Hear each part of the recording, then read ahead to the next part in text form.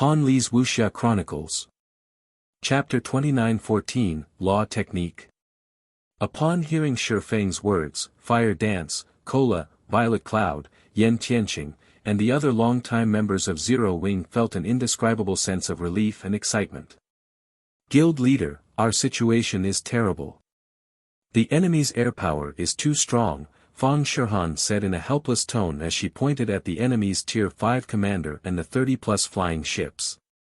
The fortress's defensive magic array still needs more than 10 minutes to recover. I'm afraid we won't last that long. Although Shi Feng's arrival meant that they had someone to hold back the enemy commander, they still had to contend with hundreds of Tier 4 NPCs and flying mounts when their side had less than 100 Tier 4 combatants.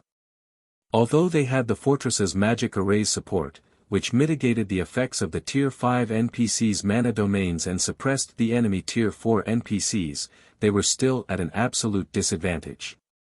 Not to mention, the Steel Lion Fortress's commander, the level 200, Tier 4 Sky Knight Sepul, currently had less than 50% of his HP remaining. If not for the many Tier 3 and Tier 4 healers supporting him, he would have long since fallen to the 20-plus level 180, Tier 4 NPCs ganging up on him. Relax. After looking at Fang Shihan, Shi Feng turned to the Blue Thunder flying ship and smiled, saying, if it's air power, we don't lack any, either. We don't lack any. Fang Shihan glanced at the Blue Thunder flying ship and then turned to survey the enemy's fleet of flying ships, her worries not easing in the slightest. Naturally, she knew that a mysterious iron flying ship was powerful and that it could go up against Tier 5 combatants. However, the enemy's Tier 5 combatants were by no means weak. Moreover, several dozen Tier 4 NPCs had constructed a summoning array some distance behind the enemy's commander. A monster summoned by several dozen Tier 4 NPCs definitely wouldn't be weak. There was even a high possibility it would be a Tier 5 legendary monster. No sooner had Fang Shihan finished speaking than those several dozen Tier 4 NPCs completed their incantations. A gigantic bone dragon then emerged from the summoning array, its 500-meter-long body matching the Blue Thunder flying ship in size. The bone dragon also had a wingspan of 1,000 meters. When this bone dragon appeared and let loose a roar, the intense shockwave it generated made all the Tier 3 combatants on the battlefield feel lightheaded. Ancient Bone Dragon, Undead, Legendary, Level 180 HP 200 billion. Upon seeing the Ancient Bone Dragon statistics, the players inside the Steel Lion Fortress gasped reflexively. Even the players spectating the battle through the Twin Towers Kingdom's forums were dumbfounded, many people spitting out the drink in their mouth. This was the first time any of the Twin Towers Kingdom's players saw a legendary monster's statistics, and they all couldn't help despairing. Even the Tier 4 players in the fortress revealed a bitter smile. Setting aside the wide-range attacks the Bone Dragon could execute with its massive body, just its 200 billion HP was more than enough to make any Tier 4 player lose hope. After all, the Ancient Bone Dragon could recover 2% of its HP every 5 seconds due to its battle recovery. In other words, it could regenerate 4 billion HP every 5 seconds. Combined with its Tier 5 defense, even 100 Tier 4 players attacking with everything they had wouldn't be enough to kill it. It's over, we're dead for sure this time. Many of the Tier 3 players in the Steel Lion Fortress lost their fighting spirit as they looked at the Ancient Bone Dragon in the sky. Shi Feng's arrival was indeed a huge help to them. However, along with his arrival, the enemy forces had become even stronger. Although Shi Feng was a Tier 5, Sword Saint, he couldn't go up against one Tier 5 NPC and one Tier 5 legendary monster simultaneously. Not to mention, the enemy's Tier 5 commander was far from ordinary, clad in a complete set of fragmented legendary set equipment and even wielding a legendary greatsword. He was a top-ranking existence even among Tier 5 existences, and definitely not someone current Tier 5 players could contend with. When Fang Shihan saw the Ancient Bone Dragon, her complexion also turned very ugly. She had never imagined that the Outer World NPCs could summon an actual Tier 5 legendary monster. This ancient bone dragon was much stronger than the nine-headed world snake the Outer World players summoned previously. The summoning array the Outer World players had used was something similar to the Divine Beast's Descent magic array. The monster summoned wasn't an actual monster but a magical illusion. So long as one heavily damaged the summoning array, one would dispel the illusion. It was a different story for actual summoned monsters. The only way to get rid of a summoned monster was by killing either the monster or the monster's summoner. However, there was no specific summoner in a group summoning. Unless one killed all of the summoners involved, the summoned creature would remain, obedient to the summoner's commands. Before the Steel Lion Fortress's players could overcome their despair, the Outer World's Tier 5 commander, Losferit, pointed at the Steel Lion Fortress and ordered, "Attack. Kill all of the natives." At Losferit's command, the ancient bone dragon, along with the 30-plus advanced flying ships and 6 bronze flying ships, began bombarding the Steel Lion Fortress. The ancient bone dragon used the Tier 5 spell Hell Lotus and showered the Steel Lion Fortress with crimson flames so hot that they incinerated space itself. Meanwhile, the flying ships fired all their cannons, raining hundreds of destructive beams on the fortress. Boom! The resulting explosion was so devastating that it was audible even tens of thousands of yards away. The consequent shockwave ravaged the area within 3,000 yards of the fortress. Upon seeing this attack, the Outer World NPCs charging at the Steel Lion Fortress revealed joyous expressions. If the Steel Lion Fortress received such an attack without its defensive magic array, all of the fortress's inhabitants would disappear without a trace. However, when the smoke enveloping the fortress dissipated, the Outer World NPCs suddenly fell silent. How is this possible? The Outer World's Tier 3 NPCs stared at the sight before them with dumbfounded expressions. In fact, even the people inside the Steel Lion Fortress were stunned by this situation, their minds boggled. Before anyone realized it, a gigantic magic barrier had formed around the Steel Lion Fortress and blocked all the attacks from the flying ships and the ancient bone dragon. Let alone annihilating the fortress's inhabitants, the flying ships and the ancient bone dragon had even failed to scratch the fortress walls. However, before anyone could snap out of their daze, the barrier enveloping the fortress suddenly disappeared. 6 crystalline spheres the size of a small house then flew toward the Blue Thunder flying ship and hovered around it. That flying ship created that barrier just now? Are you kidding me? Is that really a flying ship? How can it stop a legendary monster's Tier 5 spell? Be it the players or NPCs inside the Steel Lion Fortress, all of them currently had their mouths hanging wide open as they stared at the Blue Thunder flying ship. After all, the flying ship's performance had shattered their notions of flying ships. The Blue Thunder flying ship's defensive capabilities practically rivaled a mobile fortress's. At this time, even Feng Shihan, who knew the specifics of the situation, was rendered speechless. She had no idea that a mysterious iron flying ship could be that strong. Of those present, only Shifeng found this situation normal. The Grey Thunder flying ship might only be a mysterious iron flying ship, but its technological content exceeded that of the average mysterious iron flying ship. Its usage of mana was particularly exceptional. If not for its inadequate materials and power source, it could easily become a secret silver flying ship. Now that you're done attacking, it's our turn now. Pointing at the Outer World's NPC army, Shifeng commanded, "Beat them up." Along with Shifeng's command, the Zero-Wing members seated on the Blue Thunder flying ship eagerly revved up the engine's output to maximum. Subsequently, the flying ship's 40 advanced magic elven cannons, 12 floating crystal cannons, and Thunder of Destruction main cannon fired at the enemy flying ships and flying mounts and the ancient bone dragon simultaneously. Boom! Boom! Boom! For a moment, countless lightning arcs and beams of light filled the battlefield, making it seem as if the heavens were doling out divine retribution. The ancient bone dragon and Outer World NPCs reacted quickly and activated defensive spells to protect themselves. However, apart from the ancient bone dragon's defensive barrier, the defensive barriers conjured for the flying ships and flying mounts all shattered without exception. When the barrage ended, several dozen flying mounts crashed to the ground. The advanced flying ships also suffered severe damage, their mobility plummeting significantly. With how much damage they took from just one bombardment, they would probably fall after another 3 or 4. As for the bronze flying ships, although they didn't take any serious damage, their armor's durability still plummeted by a significant margin. After the Blue Thunder flying ship ended its barrage, everyone on the battlefield turned to stare at it, petrified. Isn't this thing a little too strong?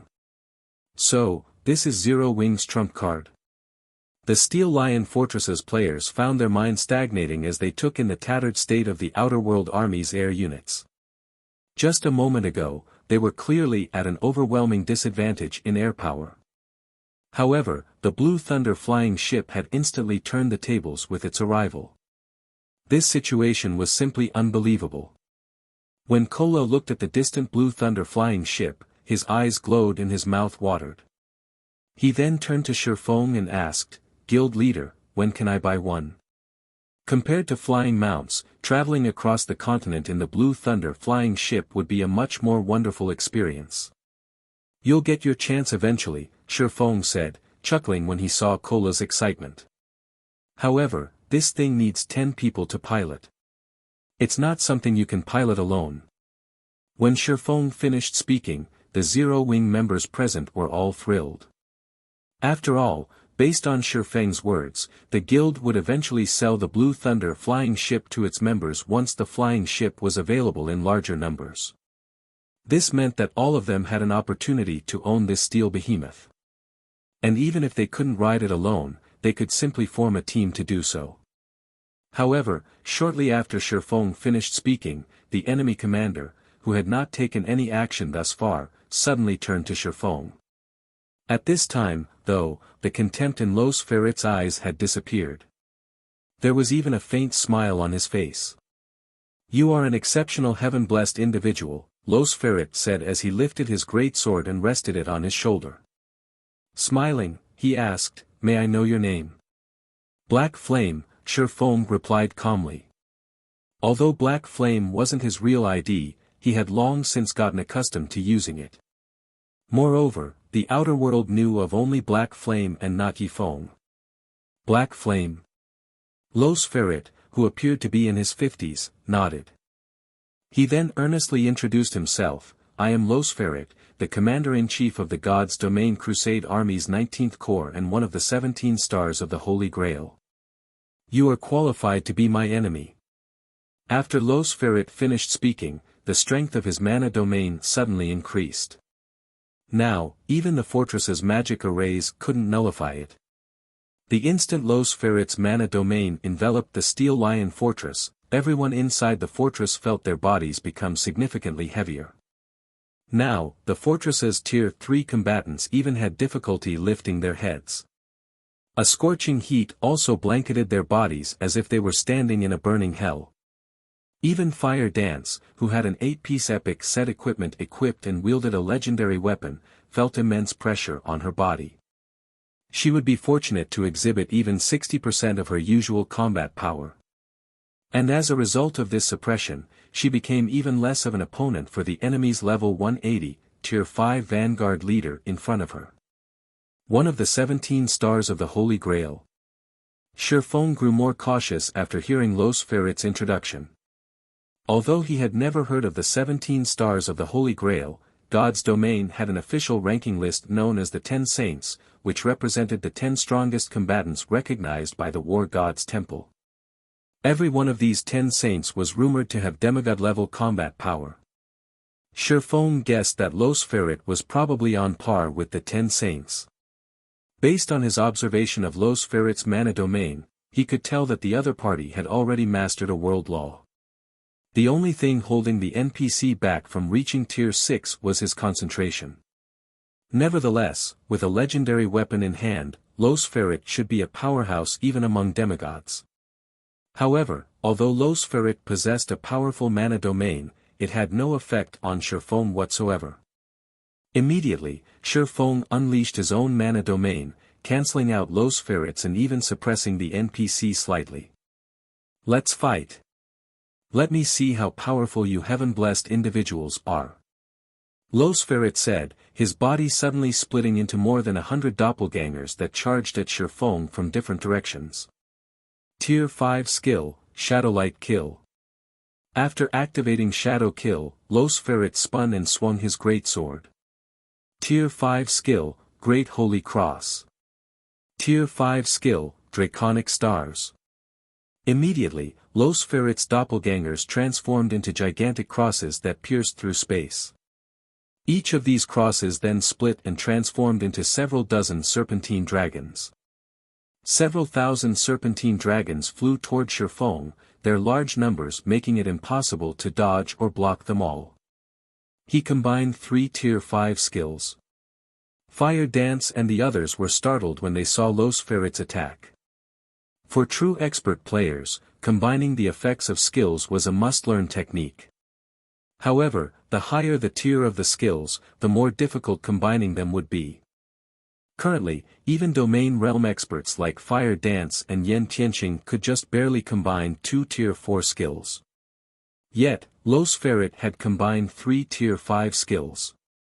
Los Ferret's combat standard was simply unprecedented. Every addition to a skill combination would double the power of the combined attack. Los Ferret's combined Tier 5 skills could exhibit quadruple the power of a standard Tier 5 skill. Moreover, Los Ferret was also wielding a legendary weapon.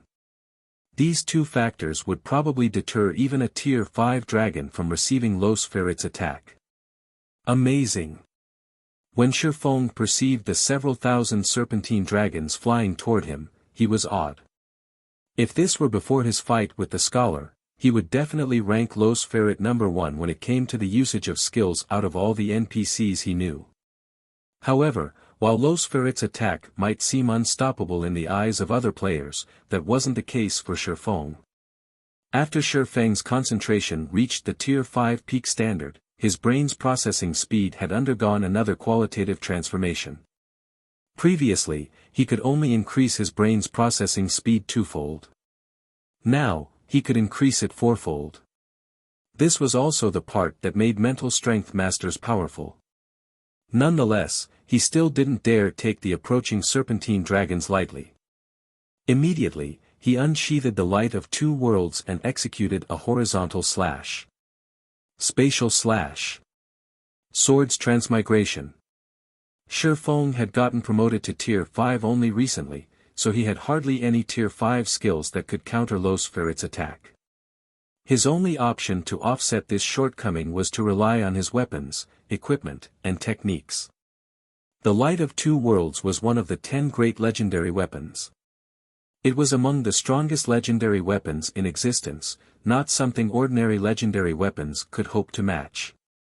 The next moment, with Shifeng as the center, a golden lotus bloomed on the battlefield, the petals of the lotus nullifying the energy making up the serpentine dragons. In the blink of an eye, the several thousand serpentine dragons vanished from the battlefield. Upon seeing that his first attack had failed, Los Ferret immediately took a different approach and transformed into a streak of light shooting toward Shifeng. Tier 5 skill, Shadowlight Steps.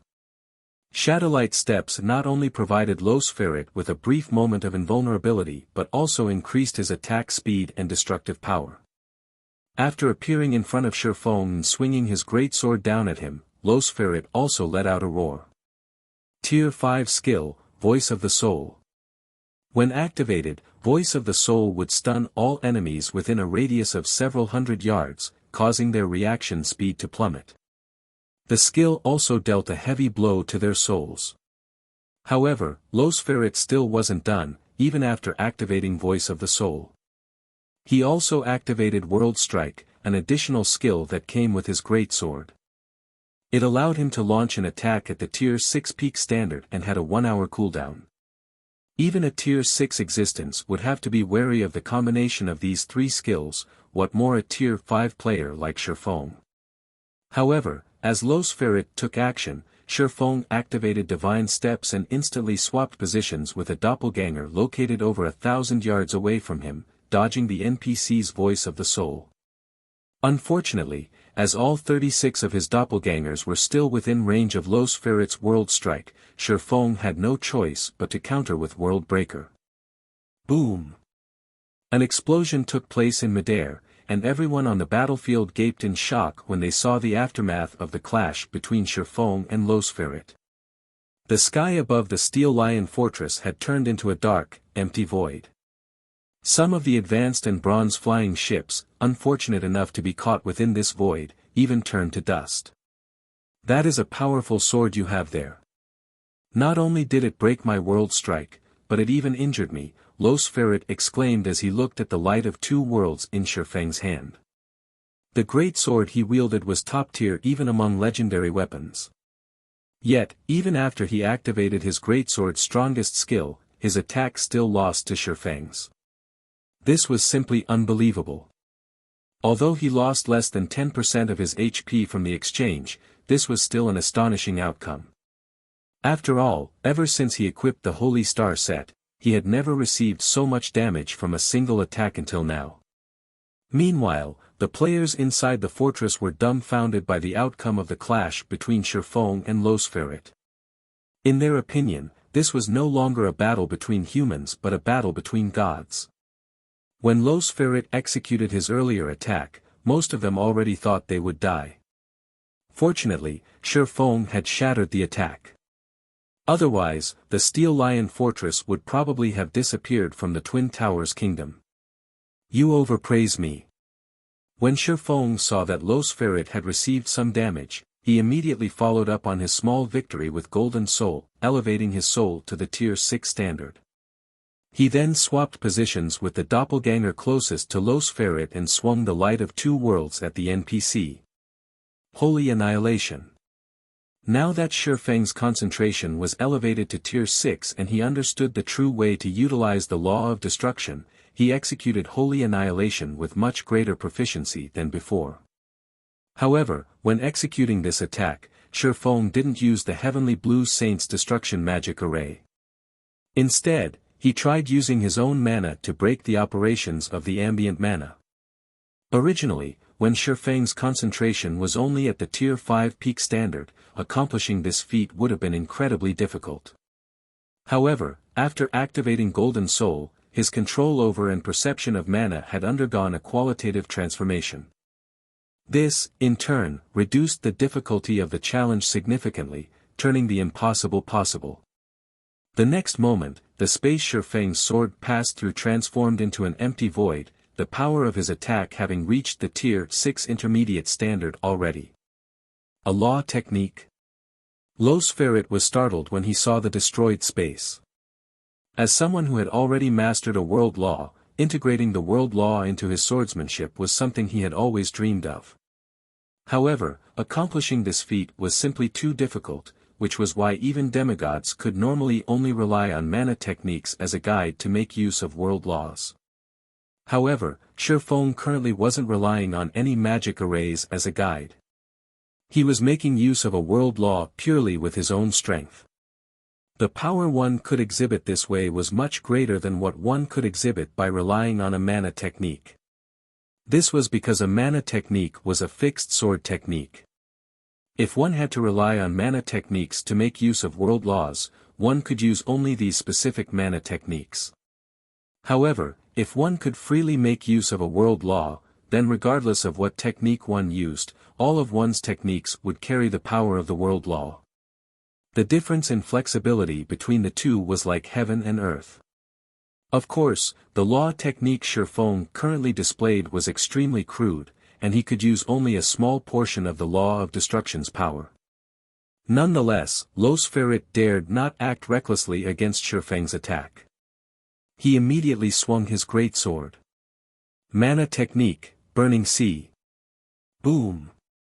When the two swords collided, a vast void and a sea of flames appeared in the sky once more.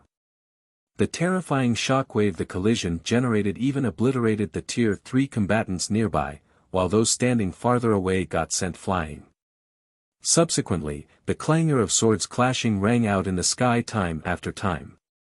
Apart from some Tier 4 individuals with incredibly high basic attributes, everyone else dared not stay anywhere near Shifeng and Losferit's battle. The clash between Shifeng and Losferit continued for more than a minute, the deafening explosions numbing everyone's mind. However, the more Shifeng fought, the fiercer his attacks became. Despite Losferit doing his best to avoid a head-on clash, Shifeng took the initiative to do the exact opposite. Shifeng was relying on this intense life-and-death battle to familiarize himself with the process of breaking the operations of mana. As more time passed, Losferit gradually fell into a disadvantage, his HP decreasing continuously. Only after 2 minutes had gone by and the effect of Shifeng's golden soul disappeared did Losferit regain the upper hand. Nevertheless, Losferit still couldn't put an end to the battle. This was because even after losing the ability to use his law technique, Shifeng could still rely on holy annihilation to use the law of destruction. Hence, he had no problem clashing with Losferit. Moreover, both of them had healers supporting them. Unless one of them made a fatal mistake, neither was unlikely to die. In the meantime, the Blue Thunder flying ship was deeply entangled with the ancient bone dragon. However, as the Blue Thunder flying ship had a lot of cannons, it managed to pin down the ancient bone dragon while shooting down the enemy's flying ships and flying mounts one after another. When Losferit saw another bronze flying ship crash to the ground, his eyes twitched involuntarily.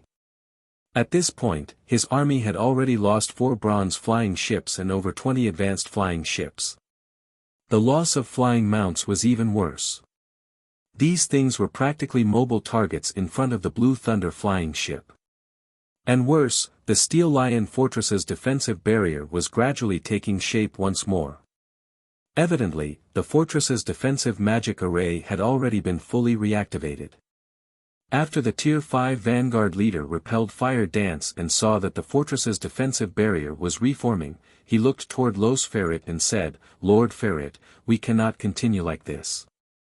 Once the defensive barrier is up again, we'll be very passive." At the Vanguard leader's words, Losferit gritted his teeth and commanded, "Everyone, retreat." Obedient to Losferit's command, the Outer Worlds NPC army, which only had around 2 million NPCs remaining, began an orderly retreat from the Steel Lion Fortress. Losferit, the Vanguard leader, and the ancient Bone Dragon served as the rear guard, preventing Shifeng and the Blue Thunder flying ship from giving chase. After the Outer World NPCs opened a teleportation portal and left the battlefield, Losferit and the Vanguard leader promptly retreated into the portal as well, leaving the ancient Bone Dragon behind. The summoning array used to summon the ancient Bone Dragon could keep it under control for only a certain period. After this period was over, the ancient Bone Dragon would regain its freedom. Hence, they might as well leave it behind and have it pin down Shifeng and the others. Read latest chapters at Wuxia World. Once the Outer Worlds NPC army retreated, Shifeng and the others spent around 20 minutes killing the ancient Bone Dragon. When the level 180 legendary monster died, Fire Dance and the others leveled up once. The monster's death also awarded Zero Wing with 1 fragmented legendary weapon, over a dozen level 180 epic weapons and equipment, and several dozen legendary materials. Upon seeing the loot, the Tier 3 and Tier 4 players belonging to other guilds couldn't help growing envious. Afterward, Shifeng immediately rode the Blue Thunder flying ship to the Twin Towers Kingdom's 2 other battlefronts. The Redthorn Fortresses and Thunder Gorge City situations were much better than the Steel Lion Fortresses. This was especially true for Thunder Gorge City. Because Aqua Rose was now a Tier 5 Grand Wizard, the Outer World NPC army that attacked Thunder Gorge City received a resounding defeat, similar to the army that attacked the Steel Lion Fortress.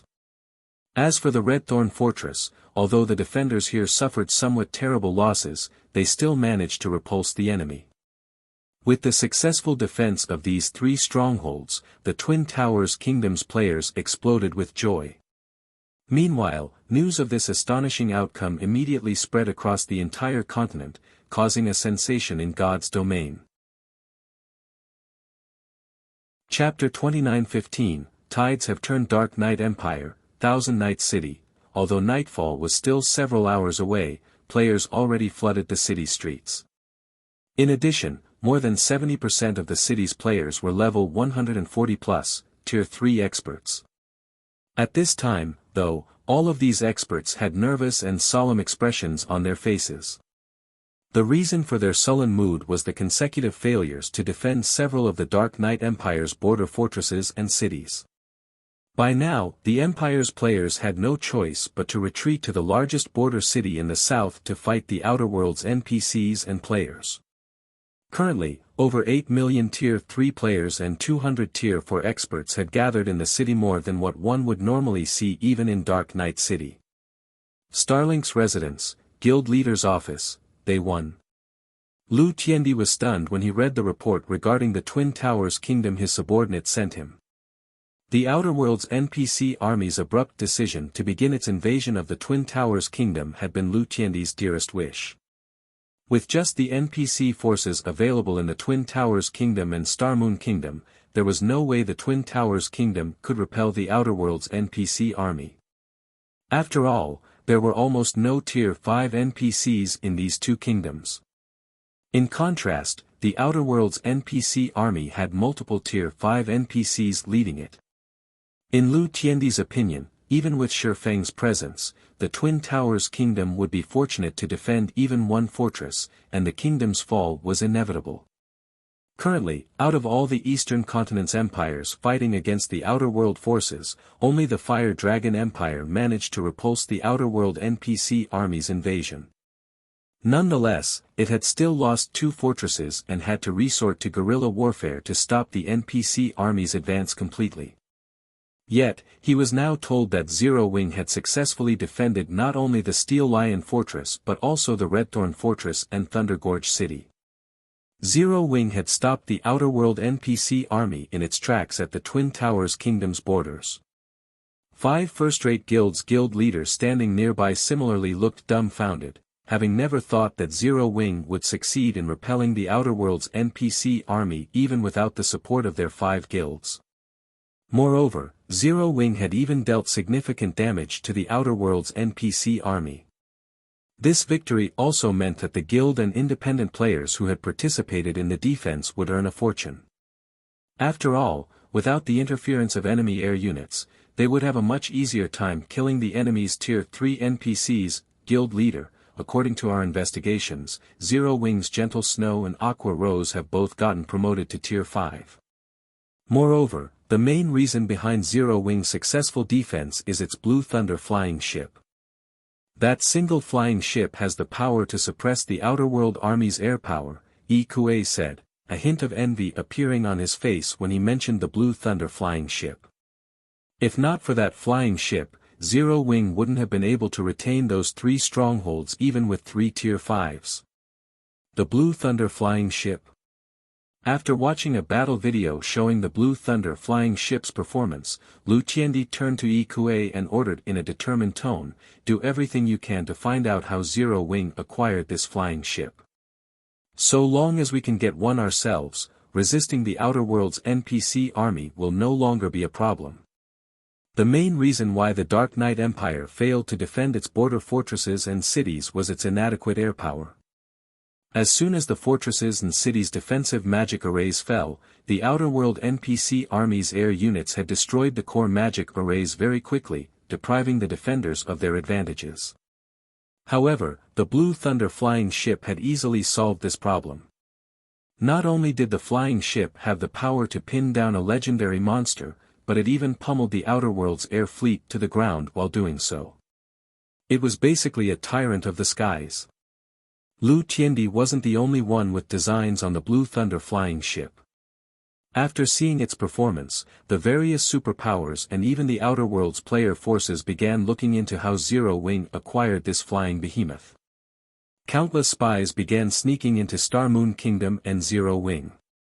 Lu Tiendi had gone the extra mile, offering 100 million credits to anyone who could provide detailed information and the source of the flying ship. He had even offered 100 billion credits to anyone who could get a complete Blue Thunder flying ship for Starlink. The bounty Lu Tiandi offered instantly caused an uproar among God's Domains players. After all, the average person wouldn't even see 10 million credits in their lifetime.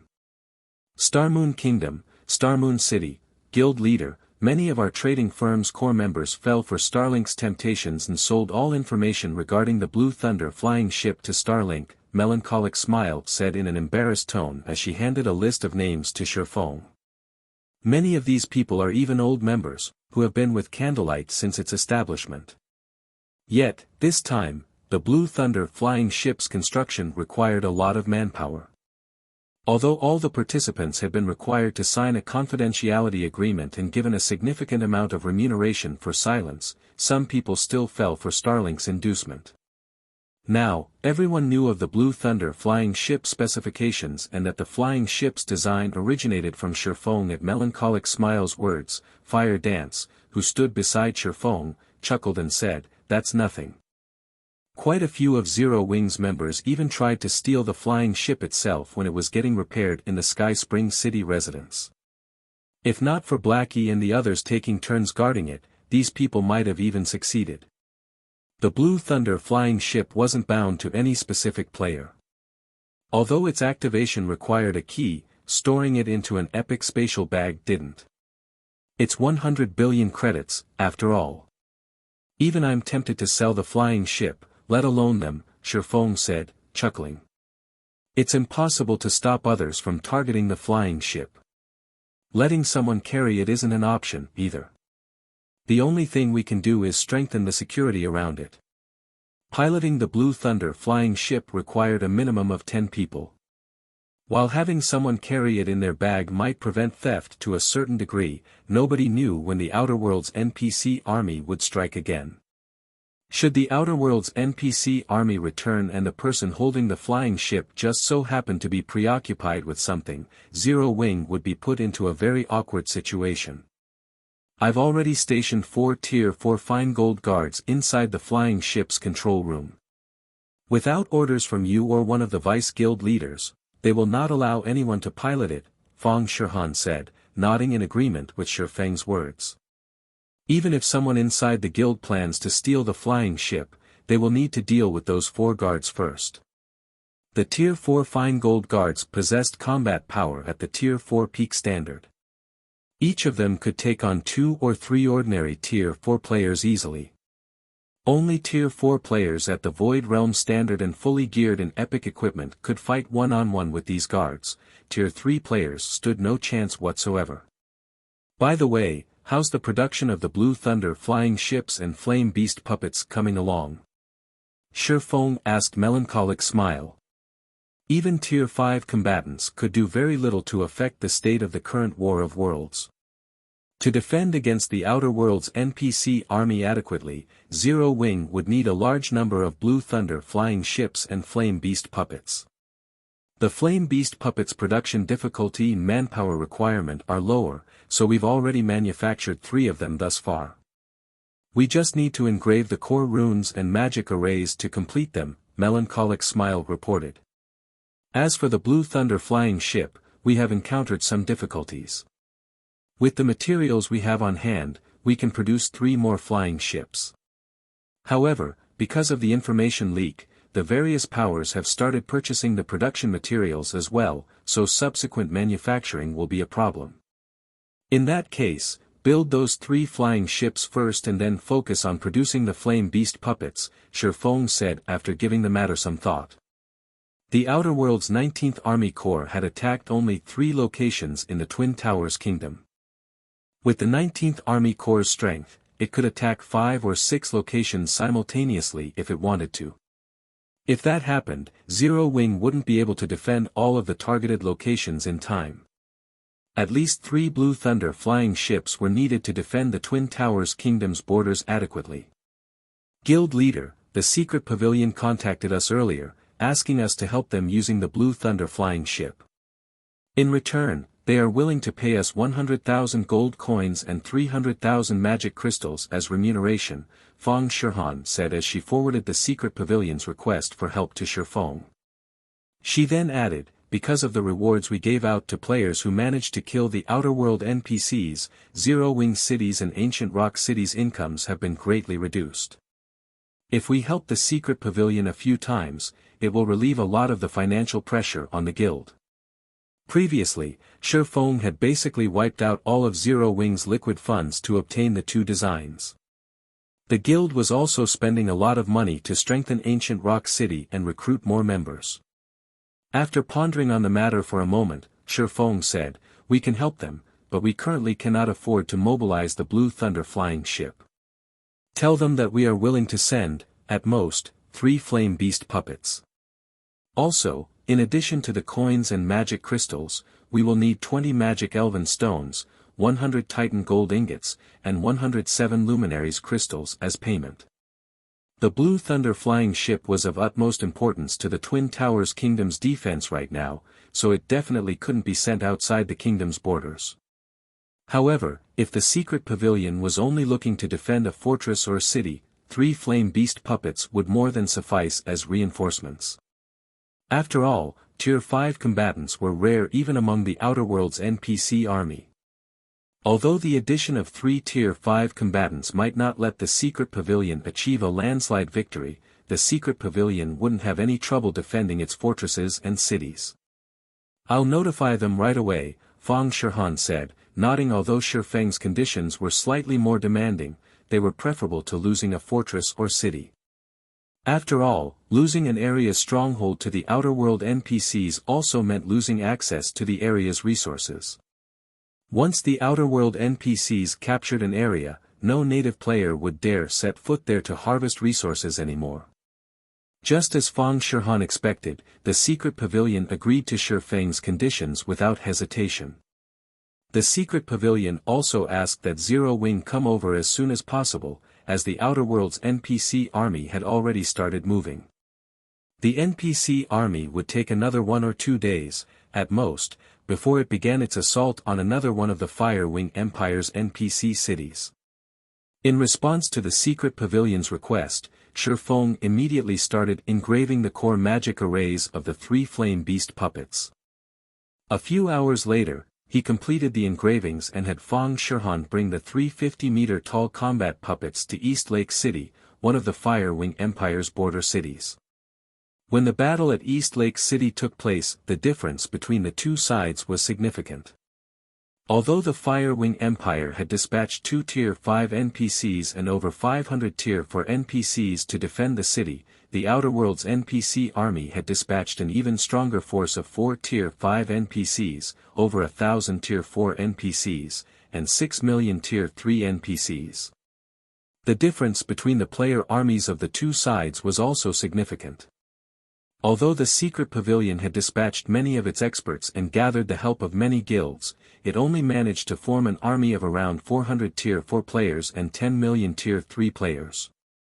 In comparison, the Outer World's player army had over 800 Tier 4 players and 10 million Tier 3 players. The battle at East Lake City lasted more than a day.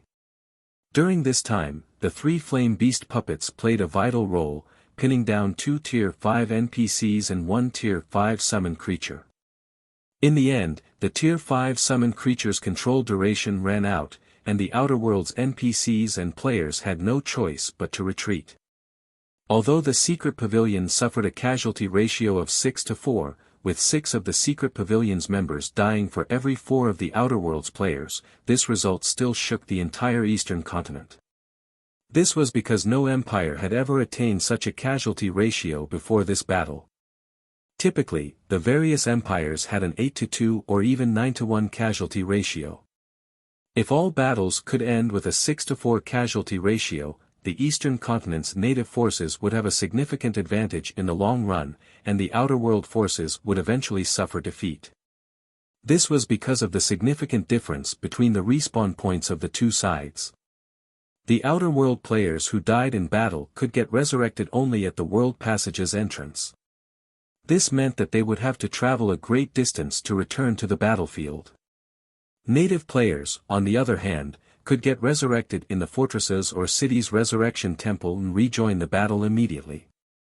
After the battle at East Lake City, many of the Eastern Continent superpowers started sending requests for help to Zero Wing. Shifeng was naturally more than happy to accept these requests. Zero Wing could earn a ton of wealth, as well as the materials needed to manufacture the Blue Thunder flying ships and Flame Beast puppets, through these requests and even accumulate 7 Luminaries crystals. Subsequently, for the next month or so, Zero Wing's Flame Beast puppets visited one battlefield after another on the Eastern Continent. Initially, there were only 3 Flame Beast puppets moving from one battlefield to another. Later on, there were a dozen Flame Beast puppets divided among 3 or 4 battlefields at a time. Eventually, there were 34 Flame Beast puppets fighting in more than 10 battlefields simultaneously. Because of these Flame Beast puppets, the Eastern Continent's overall war situation experienced a significant improvement. In the meantime, Zero Wing had made a huge profit. And because of this massive wealth, not only did Zero Wing City, Ancient Rock City, Silverwing City, and Stone Forest City receive comprehensive improvements, but even the Lost Town had been upgraded to a basic city. Now, over 1 million Zero Wing members could be seen training in the Lost Town at all times. Moreover, during this past month, Zero Wing's Tier 3 member count had also breached 3 million. And thanks to the Lost Town's extraordinary tower and the environments of Zero Wing City and Ancient Rock City, the number of experts getting promoted to Tier 4 in Zero Wing also far exceeded that of all guilds in God's domain. Zero Wing now had over 200 Tier 4 players under its command. In addition, Fire Dance, Violet Cloud, and Yen Tianqing had succeeded in creating their Tier 5 mana bodies and gotten promoted to Tier 5, instantly increasing Zero Wing's overall combat power by a considerable margin. This development caused all of God's domain's guilds to grow envious. After all, during the same period, the 5 great super guilds had managed to produce only 1 Tier 5 player each in contrast to Zero Wing's 3. Moreover, this was after they had expended all their war contributions to exchange for resources that could aid in the Tier 5 promotion. Meanwhile, with Zero Wing's combat support, many player forces had managed to produce a significant number of Tier 4 players by utilizing the resources they acquired from their respective kingdoms and empires. This, in turn, gradually bridged the gap between God's domains and the Outer Worlds players and turned the tide of the War of Worlds in the Eastern Continent's favor. On the other hand, Starlink, which had constantly been opposing Zero Wing, wasn't doing so well. Starlink had failed to defend many of the NPC cities it controlled in the Dark Knight Empire and lost most of its investments there. The situation in the other empires and kingdoms Starlink operated was similar, and Starlink fell to the bottom of the various superpowers. Now, many of its members were even withdrawing from the guild. However, just when everyone thought the Second War of Worlds would stabilize again, like last time, an earth-shattering battle took place in Flamehorn City, one of the Fire Dragon Empire's top 8 cities. Working together, Flamehorn City's Magistrate Krobiti, who was the Fire Dragon Empire's former Deputy Knight Commander and a level 200, Tier 5 Dragon Knight, and the War God's Temple's Elder Lovefrid, who was a demigod-level existence and one of the 10 saints, fought a mysterious youth in Flamehorn City. However, after only 3 exchanges, the mysterious youth reduced both Krobiti and Lovefrid to ashes, and Flamehorn City disappeared from the Fire Dragon Empire. 5 days later, the mysterious youth appeared in the Glory Empire's Light City, along with several of the Outer Worlds Tier 5 NPCs. Together, they stormed the palace in Light City and killed the Glory Empire's Emperor and over a dozen other Tier 5 existences. Afterward, Light City also disappeared from the map of God's domain. The Glory Empire fell in the blink of an eye, which plunged the Eastern Continent into unprecedented fear. During the First War of Worlds, only kingdoms had fallen to the outer world. In the eyes of players, empires were unshakable existences. This was because an empire's foundation wasn't something that Tier 5 existences could threaten. Even the appearance of multiple Tier 5 dragons would, at most, cause an empire severe losses. Not to mention, the attacked city was the Glory Empire's capital. The ancient barrier protecting the city could allow an allied Tier 5 combatant to go up against several hostile Tier 5 combatants easily. Light City itself had also had over a dozen Tier 5 NPCs garrisoning it, with some of them even equipped with legendary weapons and equipment. It was no exaggeration to say that Light City could put up a fight against even Tier 6 gods. Yet, the invincible Glory Empire had still fallen. Moreover, the souls of a considerable portion of the players killed in Light City had sustained heavy damage, which prohibited those players from logging into the game for one whole month. Some even had to restart with a new account. Ancient Rock City, City Lord's Mansion, Core Control Room. Currently, Shifeng sat alone inside the quiet and spacious hall. With Golden Soul activated, he tried using his mind to completely stop the operation of all mana within his vicinity. Over the past month, Shifeng had not only reached level 192 but also learned how to forcibly stop the operation of mana. Even without the help of Golden Soul, he could now incorporate the law of destruction into his sword techniques. The only problem was that doing so placed a much heavier burden on his concentration. It seems I need to push my concentration to Tier 6, no matter what. Otherwise, I can't truly control the law of destruction. When the effects of Golden Soul disappeared, Shifeng smiled bitterly as he looked at the shattered space around him. At this point, he was already flummoxed by the difficulty of raising his concentration to the Tier 6 standard. He had originally thought that he could continuously develop his concentration with the help of soul water and crystals of souls. Even if the process took a lot of time, it wouldn't matter. Unfortunately, he discovered that he was mistaken.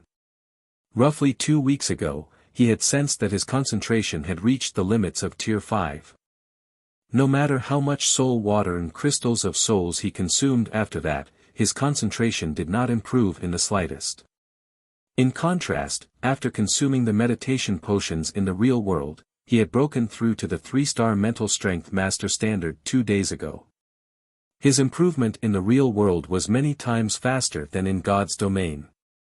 Just when Shifeng was racking his mind on how to improve his concentration, Feng Shihan suddenly entered the hall.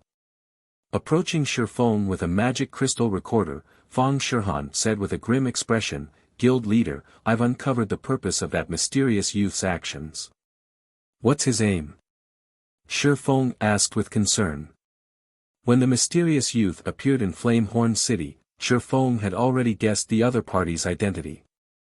The mysterious youth was none other than the scholar. However, compared to their meeting in the evil god's secret land, the scholar who had appeared in Flamehorn City had undergone significant changes. During their last meeting, the scholar didn't have any divine markings on his face. In Flamehorn City, the scholar had dark purple divine markings on his forehead and cheeks. Moreover, he also gave off a sacred feeling. His aim should be the 7 treasures. According to the information and video recordings taken, he demanded the 7 treasures from the NPCs he fought, Feng Shihan said as she passed the magic crystal recorder to Shifeng. When Shifeng activated the crystal, what appeared before him was a video recording of the battle in Light City. This video was taken by a Tier 4 assassin who had been spectating the battle from far away using a magic mirror. In the video, the Glory Empire's emperor could be seen taking out a silver emblem. Several barriers then appeared in front of the emperor, which blocked all of the scholar's attacks. After seeing his attacks blocked, the scholar said, as expected of the treasure of space, "Hand over the spatial emblem, and I will spare your life." However, the emperor did not agree to the scholar's demand, and he fought the scholar to a standstill, relying on his superb spatial manipulation techniques. Eventually, though, the scholar took out his staff, and the battle was quickly decided. Meanwhile, after seeing that the situation was amiss, the Tier 4 assassin, who was recording the battle, promptly fled Light City. "He's looking for the 7 treasures." Shifeng frowned. Shifeng had constantly been searching for the 7 treasures. However, even now, he had managed to acquire only 4 of them, the treasure of illusion, treasure of time, treasure of fire, and treasure of wind. The treasure of wind was something Fire Dance and the others had gone to great lengths to locate and obtain. As for the 3 remaining treasures he was missing, he never found any information on them. Shifeng never thought that the scholar would also be looking for the 7 treasures. This was undoubtedly terrible news for him. Shifeng suspected that the scholar was currently under some restrictions, which prevented the scholar from attacking him. However, there was no doubt that the scholar was slowly and steadily removing those restrictions. Otherwise, he wouldn't have dared attack and kill Tier 5 NPCs. At this rate, it was only a matter of time before the scholar came for him. "Oh, by the way, guild leader, I've found the 2 weapons you asked me to find," Fang Shihan said as she took out 2 long swords from her bag. With a pained expression, she continued, "The one named Broken Steel cost us 1 fragmented legendary weapon and 1 fragmented legendary armor to acquire." The 2 long swords she took out were both epic weapons that could be used up to level 180. Although they were excellent weapons for Tier 4 experts, they were hardly as valuable as fragmented legendary weapons. Yet, Shifeng was willing to exchange for them using fragmented legendary weapons. This was simply a huge loss. "Great! This is great!" Shifeng grew ecstatic as he looked at the 2 long swords. Of the 2 swords, the sky blue one was named Broken Steel, while the black one was named Night Slayer.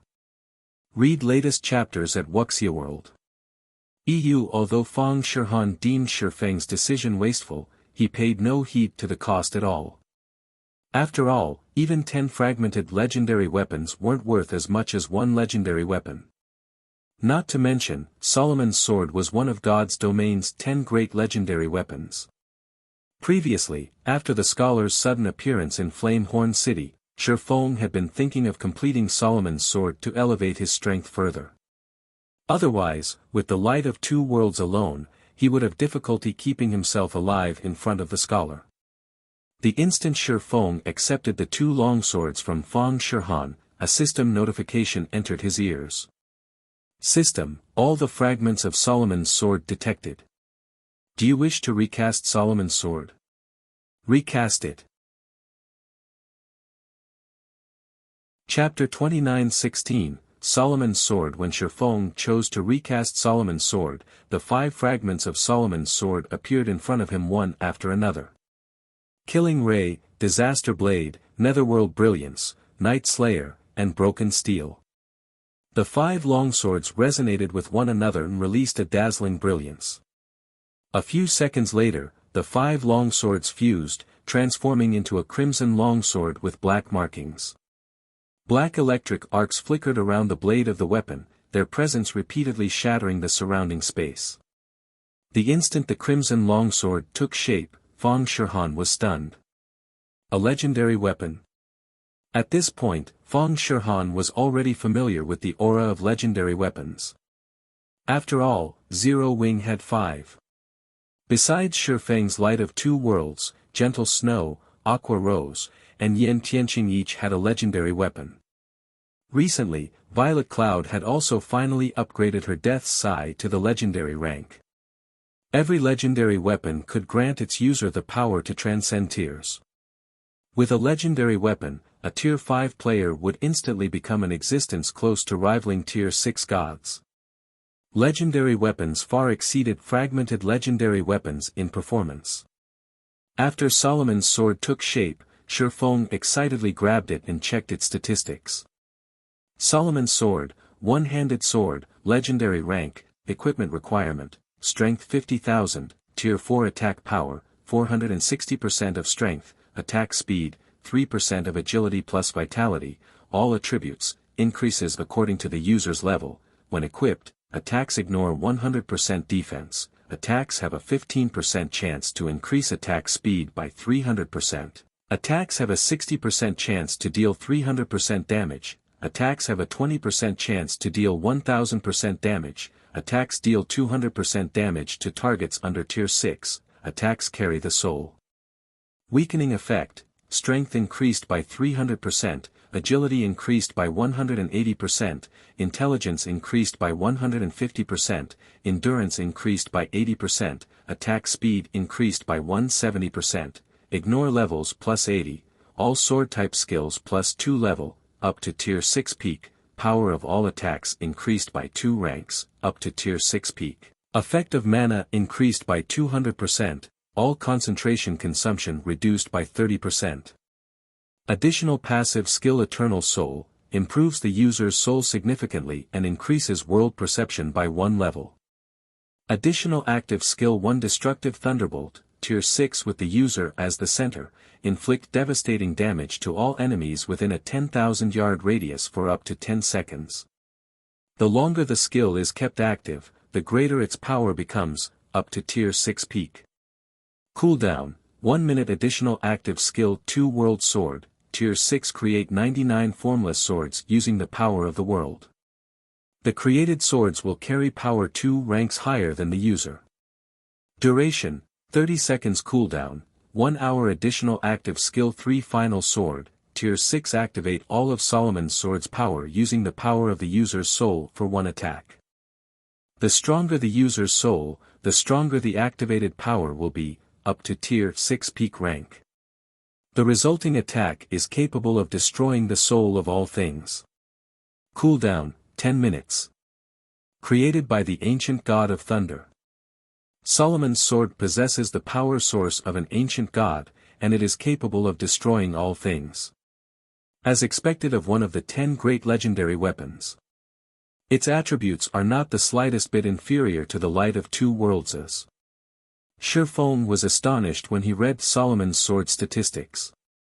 The Light of Two Worlds was a weapon focused on improving its wielder's life rating, while Solomon's sword focused on improving its wielder's soul.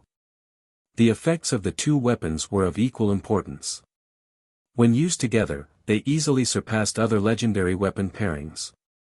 Although Shifeng still hadn't reached Tier 6, both his life rating and soul were now close to reaching the Tier 6 standard. If he were to fight Losferit, the commander of the Outer World's 19th Army Corps, he could probably gain the upper hand even without using Golden Soul. By the way, there's one more important matter I need to tell you, Guild Leader, Fang Shihan said. She then took out an invitation card made entirely of 7 luminaries crystal and handed it to Shifeng. This is the invitation the 5 great super guilds sent to all first-rate guilds and above in God's domain. They are hosting a conference in Blackwing City tomorrow to discuss countermeasures for the Outer World forces and that mysterious youth. 7 luminaries crystal. What a generous move. Shifeng was a little surprised when he looked at the invitation card in his hand. 7 luminaries crystal was a resource the various superpowers were desperately trying to acquire. Even though Zero Wing had done the same, the guild only had a stockpile of 160,000 units and dared not spend them recklessly. Yet, the 5 great super guilds had used 7 luminaries crystals to create the invitation cards they sent to the various guilds. Moreover, this invitation card wasn't just a plain card, it had a special teleportation array engraved on it that allowed the card's owner to teleport to Blackwing City. Shifeng estimated that one invitation card would cost at least 7 luminaries crystals to make. Meanwhile, there were easily over 1,000 first-rate guilds, super first-rate guilds, and super guilds in God's domain. In other words, the 5 great super guilds would have had to spend at least 5,007 luminaries crystals. The 7 luminaries crystal invitation card is the highest-ranking invitation. Below it are Mana Stone and Magic Crystal invitation cards, Fang Shihan explained. According to the different invitation cards, the number of companions one can bring along will differ as well. The Magic Crystal invitation only allows you to bring 1 companion, while the Mana Stone invitation allows for 2 companions, and the 7 luminaries crystal invitation allows for 4 companions. Even so, this is still plenty amazing. Creating these special teleportation items alone would cost a pretty penny, after all, Shifeng said. If it were up to him, he definitely wouldn't be willing to spend so much just to host a conference. Of course, the fact that the 5 great super guilds were willing to go so far also showed how much of a threat the mysterious youth was. Even in his previous life, he had never once seen such a grand conference in God's domain. "Are we going?" Feng Shihan couldn't help asking. In terms of overall combat power, Zero Wing was currently the undisputed #1 guild in God's domain. The guild also wouldn't have any problems defending the Twin Towers Kingdom and its several guild cities. Hence, it didn't really matter whether Zero Wing participated in this conference or not. Moreover, Zero Wing was enemies with 2 of the 5 great super guilds. "Of course we're going," Shifeng said, smiling. "Have Fire, Violet and Tianqing get ready. The 4 of you are coming with me." At this point, he no longer cared about the Outer World's NPC army. However, it was a different story for the scholar. According to Zero Wing's investigations, the scholar had deep ties with the Outer World's NPCs. It was quite likely that Shifeng would have to face the Outer World's NPC army when he met with the scholar again. Hence, he had to get the help of God's domain's player forces. After all, the various kingdoms and empires had opened up their treasuries because of the War of Worlds. With the various promotion resources these treasuries offered, the players of God's domain would improve rapidly. At the current rate, Tier 5 players would probably start popping up in larger numbers in another 1 or 2 months. At that time, the various superpowers' advantages would start to reveal themselves, and they would become significantly more useful than they were now. Most importantly, Zero Wing could take advantage of this guild conference to solidify its position in God's domain. After all, Zero Wing currently had very little influence in the Western continent. Moreover, because the Western continent wasn't involved in the War of Worlds, the Western continent's exploration of dungeons and ruins was significantly faster than the Eastern continent's. "I'll notify them right away." Feng Shihan nodded to Shifeng's command. Truthfully, she was very interested in this gathering. After all, once the conference ended, the experts of the various guilds would interact with each other. These interactions might not seem like much on the surface, but they would allow experts to learn about different combat techniques and expand their knowledge of mana. If she was lucky and received inspiration, she might be able to create her Tier 5 mana body. With all these Tier 4 players gathered in front of the Blackwing auction house, the terrifying aura they exuded deterred even ordinary Tier 4 players from approaching the building. "This is crazy. So, this is the 5 great super guild strength? Crap. Our guild barely has any level 180 epic equipment, yet every one of the 5 great super guilds Tier 4 experts has at least one. I think that any one of those 5 people standing in the lead can easily beat up our entire guild. Who do you think you are? Your guild is only a third-rate guild. Those 5 people wouldn't have trouble wiping out even second-rate guilds. Do you know who those people are? They're the strongest talents belonging to the 5 great super guilds' younger generation. I heard that not only have all 5 of them reached the domain realm, but their mana bodies are even above the 110% completion rate.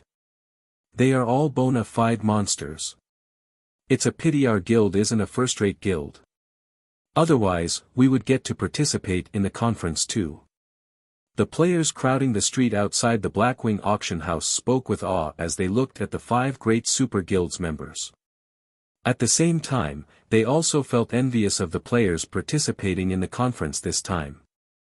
After all, if they could learn a thing or two from one of the 5 great super guilds Tier 4 experts, it would easily save them several months of training. Amid the crowd's hushed discussions, Tier 4 experts approached the Blackwing auction house and presented their invitation cards one after another. Then the 5 great super guilds experts ushered them into the auction house. At one point, when the leader of a 3-man group presented a 7 luminaries crystal invitation, a commotion immediately erupted among the bystanders. This was because the middle-aged man, who was the leader of this 3-man group, was actually a Tier 5 expert, one nobody had ever heard of before. What a bunch of ignorant fools. Do they think only superpowers can produce Tier 5 experts? one of the three-man group's members, a female great wizard holding a crimson staff, scoffed as she looked at the surrounding crowd scornfully. Sooner or later, our name of Shadow Vengeance will echo throughout God's domain. She felt only contempt for the various superpowers experts. This was because the various superpowers experts had relied on an astronomical amount of resources to develop themselves. In comparison, she and the experts of her guild had achieved their current strength through one battle after another. I heard that the Eastern Continent's Zero Wing would be attending as well. Between guild leader and Black Flame, I wonder, who is stronger, the third member of the group, a brown-haired youth, said excitedly. Of course, our guild leader is stronger. That Black Flame is only famous because he's the first person to reach Tier 5, the female great wizard sneered. She had great confidence in Iron Soul, their guild leader. This was because Iron Soul could receive a Tier 5 legendary monster's attack and survive while at Tier 4. Now that Iron Soul had reached Tier 5, his strength was immeasurable. Iron Soul, the middle-aged man, did not refute his companion's words either. One of his goals in participating in the conference this time was to spar with God's domain's other Tier 5 players and use this opportunity to bring Shadow Vengeance's name to fame. However, shortly after the Great Wizard finished speaking, crisp and sweet laughter entered the ears of their group of three. What a bold claim! I wonder if your guild leader really is as strong as you say he is. As soon as these words fell, the trio from Shadow Vengeance turned toward the source of the voice and found themselves looking at a group of five. The one who spoke was a tall woman with an alluring body clad in dark red leather. Zero Wings Fire Dance. For Tier 5s. Currently, Shifeng's group of five did not bother concealing their identities or statistics. Hence, the surrounding crowd gasped when they saw their tiers. Tier 5 players were basically mythical existences in the current God's domain. Most superpowers didn't even have one Tier 5 player under their command, yet Zero Wing had gained 3 more Tier 5 players aside from Black Flame, Gentle Snow, and Aqua Rose. At this time, the trio from Shadow Vengeance felt pressured. They never thought that Zero Wing was this strong. If it were a one-on-one, Iron Soul was confident he could still put up a fight. However, he would only be seeking his own death if he tried to fight 4 Tier 5 experts. After all, anyone capable of reaching Tier 5 definitely wasn't a weakling. If Tier 5 experts worked together, it wouldn't merely be a simple addition of combat power. Instead, their combat power would rise exponentially. Just when the female Great Wizard from Shadow Vengeance was about to say something, Fire Dance suddenly disappeared from everyone's sight. Before Iron Soul and his companions could react, Fire Dance was already standing in front of the three of them.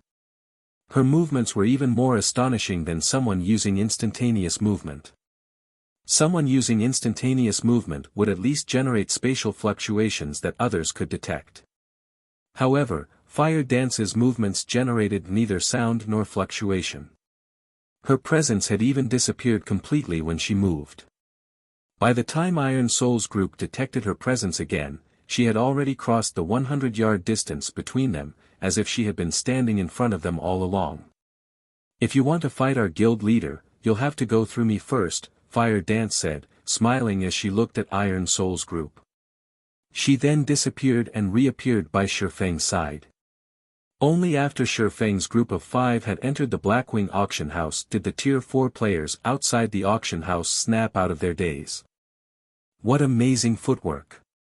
Iron Soul had a grim expression as he looked at Fire Dance's departing figure.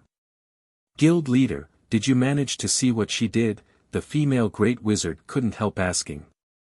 Tier 5 players possessed far superior life ratings than Tier 4 players. There was even a massive gap in basic attributes. Hence, it was incredibly difficult for a Tier 4 player like herself to perceive the movements of a Tier 5 player. However, it should be a different story for Iron Soul. He could speed up his thoughts twofold with his Tier 5 concentration, so he should be able to perceive Fire Dance's movements. I didn't, Iron Soul said, shaking his head. In a quiet tone, he added, rather than saying that she's fast, it'd be more appropriate to say that she exists everywhere within her mana domain.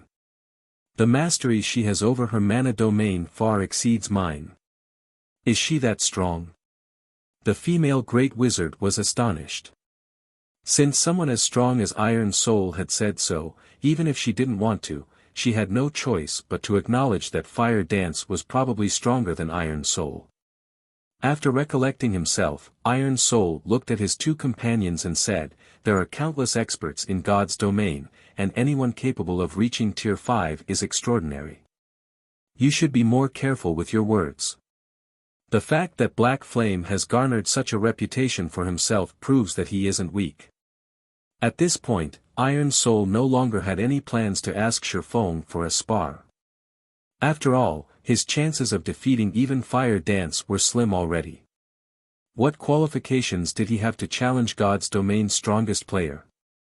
Besides Shadow Vengeance, the other player forces originating from the Western continent promptly stopped underestimating Zero Wing. This was especially true for the superpowers that had managed to produce Tier 5 players. Time passed quickly, the number of guilds gathered in the Blackwing auction house continuously increasing. Several hours later, all of the invited guilds had finally arrived. Over 1,000 guilds were attending the conference, bringing more than 2,000 Tier 4 players and 23 Tier 5 players in all. The number of Tier 5 players attending the conference far exceeded everyone's expectations. Of the 23 Tier 5 players in attendance, 10 belonged to the 5 great super guilds. Apart from the original 5 Tier 5 players, the 5 great super guilds had each produced one more Tier 5 player during this period. The Secret Pavilion, Battle Wolves, Flower of Seven Sins, Violet Sword, Sacred Temple, and Divine Tribe had each produced one Tier 5 player as well. And in addition to Shadow Vengeance, 2 other first-rate guilds had also produced one Tier 5 player each. Even Shifeng did not expect such a development. With this revelation, the hierarchy of God's domain's player forces was bound to change drastically. However, compared to the change in God's domain's power hierarchy, the information the 5 great super guilds and Secret Pavilion shared was even more astonishing. According to their investigations, the mysterious youth had actually unified the Outer World's NPC army. Currently, all of the Outer World's NPCs scattered across the eastern continent were quietly making their way to the Fire Dragon Empire. This revelation put a grim expression on everyone's face.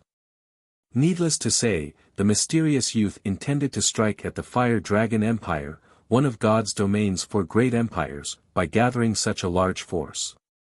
Although they didn't know the mysterious youth's aim, if the Fire Dragon Empire disappeared, the eastern continent would probably be doomed as well. That basically sums up the situation. After the Secret Pavilion's Yuan Tiexin shared all of the investigation results with everyone in the hall, he said, "Currently, the eastern continent's various kingdoms and empires have started sending troops to the Fire Dragon Empire already. They are also doing their best to hinder the Outer World NPC army's movements. However, we estimate that the Outer World NPC army will finish gathering in, at most, another month. Once the Outer World NPCs have gathered, they will launch an all-out attack on the Fire Dragon Empire. To weaken the Outer World NPCs, we need to conduct guerrilla warfare together with the various kingdoms and empires and try to reduce the Outer World NPC army's strength as much as possible." However, just as Yuan Tiexin was about to go into detail about the Secret Pavilion and the 5 great super guilds' plan to weaken the Outer World's NPC army, a commotion suddenly erupted outside the Blackwing auction house. The next moment, the space within the stadium-sized conference venue shattered, and 2 8-winged women walked out of the shattered space. The aura that the 2 alluring women radiated immobilized all of the Tier 4 players present, only the Tier 5 players could barely move. Fallen Archangels? Why would they appear here? Everyone doubted their eyes when they saw the 2 alluring women. Fallen angels were existences close to rivaling dragons, while fallen archangels rivaled divine dragons. Meanwhile, the 2 women before them were both bona fide level 200, Tier 5 fallen archangels. In an era where Tier 6 gods had disappeared from the mortal world, Tier 5 fallen archangels were no different from gods. Heaven-blessed individuals, hand over the 7 treasures. After declaring the reason for their presence, one of the fallen archangels turned to Shifeng, while the other faced a Tier 5 middle-aged man, Iron Soul. They're going straight for the 7 treasures. Shifeng's expression turned solemn as he looked at the 2 fallen archangels. Read latest chapters at Wuxia World. EU Shifeng already had a huge headache dealing with the scholar. However, he never thought that the scholar could get 2 fallen archangels to do his bidding. This situation was simply inconceivable.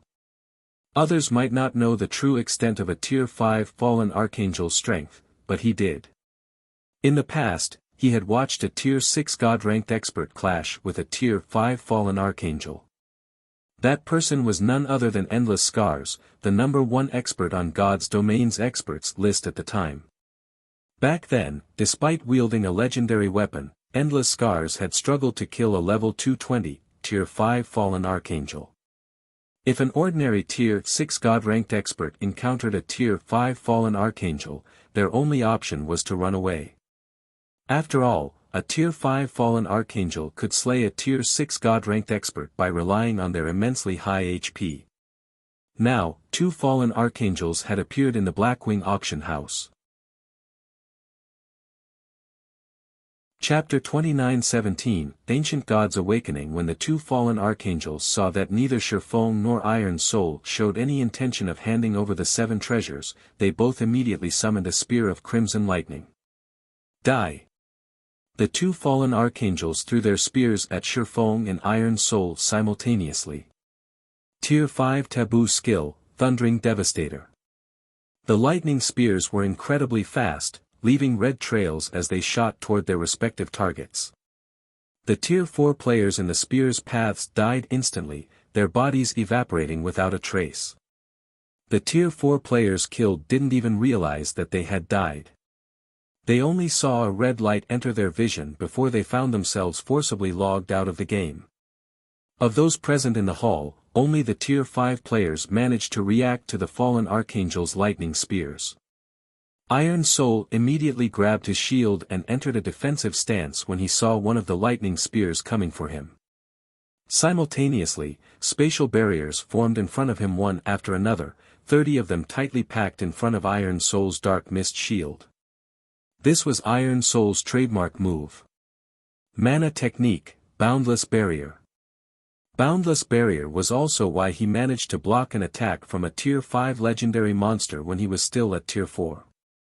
Now that he was at Tier 5, the technique's defensive power had also undergone a qualitative transformation. Boom! The next moment, the lightning spear thrown at Iron Soul pierced through the spatial barriers one after another. However, with each layer the spear penetrated, the spear's power also weakened. When the spear broke through all 30 layers and landed on Iron Soul's dark mist shield, the shield acted like a black hole that absorbed all of the spear's remaining power. Iron Soul stumbled half a step backward and lost around 10 million HP. For Iron Soul, a level 186, Tier 5 Guardian Knight, losing 10 million HP was nothing. Not to mention, unlike the average Tier 5 Guardian Knight, who had around 200 million HP, Iron Soul's maximum HP was 300 million. This was because, in addition to coming across many fortuitous opportunities, he also boasted a legendary shield. Iron Soul might not rank at the top among Tier 5 players in attack power, but he definitely ranked first in defense. This was also what gave Iron Soul the confidence to challenge the various superpowers Tier 5 experts. However, before any of the players could voice their awe of Iron Soul's amazing defense, the lightning spear thrown at Shifeng crashed into an invisible wall and deflected toward the hall's ceiling. The spear then pierced through the ceiling's defensive magic array and opened a hole in the ceiling, revealing the sky outside. Everyone was thunderstruck. What did he do? That's a Tier 5 taboo skill we're talking about. Many of the Tier 4 experts and even the 5 great super guilds Tier 5 experts hadn't caught how Shifeng had actually deflected a Tier 5 taboo skill just now. Moreover, Shifeng did not receive even a point of damage in the process. He was evidently much stronger than Iron Soul. However, Shifeng did not relax after turning the fallen archangel's attack. Instead, he shouted, "Everyone, exit the hall immediately. This is Blackwing City. So long as the NPCs arrive, these two fallen archangels should leave." Everyone hurriedly moved their feet when they heard Shifeng's words, none of them daring to linger for even a moment longer. Although Shifeng and Iron Soul had effortlessly stopped the two fallen archangels' attacks, everyone could tell that the fallen archangels had merely launched a casual attack just now. Apart from the Tier 5 players present, anyone that accidentally got caught in one of the fallen archangels' attacks would probably vaporize. After all, these two fallen archangels were existences capable of rivaling Tier 6 gods. Even ordinary Tier 5 players were nothing in front of them. The Tier 4 experts in the hall promptly evacuated. As for the Tier 5 experts, they surrounded the two fallen archangels. I never thought my first battle after being promoted to Tier 5 would be against such monsters. What's even more surprising is that I'll be fighting alongside you old monsters, Mythology's Odin, who was wearing a white cloak and had completely concealed his face, said as he looked at the several Tier 5 experts around him. You can fight them by yourself if you don't want to work together. I won't stop you, an old man in dark grey armor from Netherworld Empire said as he glanced at Odin. As for the elderly men from the three other super guilds, they remained silent as they looked at Odin and the old man in dark grey armor, knowing that these two old men were longtime rivals. If the conference this time did not concern God's domain's continued existence, neither of them would have been willing to stay in the same room as the other. Meanwhile, the two fallen archangels before them were existences that even beyond domain realm experts like themselves had to be wary of. Ziliaware, Fallen Archangel, Legendary, Level 200 HP 900 billion, Garudica, Fallen Archangel, Legendary, Level 200 HP 900 billion. Even if all 23 Tier 5 experts worked together, they wouldn't be able to kill even one of these fallen archangels, let alone two. Lowly ants, learn the consequences of going against the Master, the fallen archangel Ziliaware said as she looked with disdain at the Tier 5 players surrounding her. She then began chanting an incantation. The magic arrays of 3 Tier 5 curses started forming around Ziliaware, drawing all of the mana in the hall. Compared to the taboo skill she used before, these 3 curses were significantly stronger. However, the players present were all Tier 5 experts. They had no intention of letting Ziliaware complete her incantation. When Ziliaware began chanting, Odin had already appeared behind her and silently stabbed his translucent spatial sword into the fallen archangel's back. Minus 41,564,786. Damage exceeding 40 million appeared above Ziliaware's head. However, Odin showed no excitement whatsoever when he saw this damage. On the contrary, a frown even formed on his face. What high defense! The dark grey armored old man holding a great sword exclaimed as he looked at Ziliaware. Odin's attack power ranked 3rd in their group of 5 old men. Meanwhile, the attack he just used against Ziliaware was also his strongest move, a combination of a Tier 5 skill with the silver combat technique Blade's Heart. If a Tier 5 player got hit by this move directly, they would die on the spot. Yet, Odin's attack only cost the fallen archangel 40 million HP. It didn't even affect Ziliaware's chanting in the slightest. After nonchalantly completing the incantations for her curses, Ziliaware said, "Ants. Your struggles are futile." The 3 Tier 5 curses magic arrays fully took form, and thousands of pitch-black feathers manifested inside the hall. These feathers then transformed into crows made of crimson lightning that flew toward Odin and the others. A triple spell combination. The 5 great super guild's old monsters were momentarily stunned by this situation. In God's domain, merging spells was much more difficult than merging skills. However, so long as one succeeded, the result would be much stronger than the fusion of 2 skills. Since Ziliaware had merged 3 spells into one, the power of the resulting attack would definitely be unprecedented in God's domain. Immediately, the 5 old monsters used their respective life-saving skills while doing their best to evade the lightning crows. They were no match for the fallen angel Zilliware at all. Upon seeing this, Iron Soul, who was going up against the fallen angel Garudica, wore a grim expression on his face. He could sense that every one of these lightning crows carried power at the Tier 6 basic standard. Although they weren't as powerful as the earlier lightning spear, their large numbers made it impossible to completely block and dodge them all. Of the players present, only Shifeng did not find this situation surprising. A level 200, Tier 5 fallen archangel was basically a Tier 6 god. Meanwhile, killing a group of Tier 5 players was practically child's play for a Tier 6 god. Normally, players needed to reach Tier 6 to stand a chance against a Tier 5 fallen archangel. However, all of the Tier 5 players present had only recently gotten promoted to Tier 5. Their mastery of mana and equipment standards were nowhere near the passing mark for a Tier 5 player. Although they had astonishingly high combat standards, they couldn't bridge the gigantic gap in basic attributes. Meanwhile, after Zilliware had thoroughly suppressed the 5 great super guild's old monsters, Garudica also took action. Similar to Zilliware, Garudica used a triple spell combination. However, rather than creating thousands of lightning crows, she created hundreds of lightning swords instead. Although these lightning swords weren't as flexible as the lightning crows, they were much faster than the lightning crows. Every lightning sword also carried power at the Tier 6 intermediate standard, and any Tier 5 player that got struck by them would die without question. For a time, more than 500 lightning swords rampantly attacked Shifeng, Fire Dance, Violet Cloud, and Yen Tianqing. There were also over 100 lightning swords attacking Iron Soul. This situation forced Shifeng's group and Iron Soul to defend themselves frantically. Shifeng fared relatively well against the lightning swords. Solomon's sword had improved both his soul and world perception, which allowed him to perceive the lightning sword's movements with excellent clarity.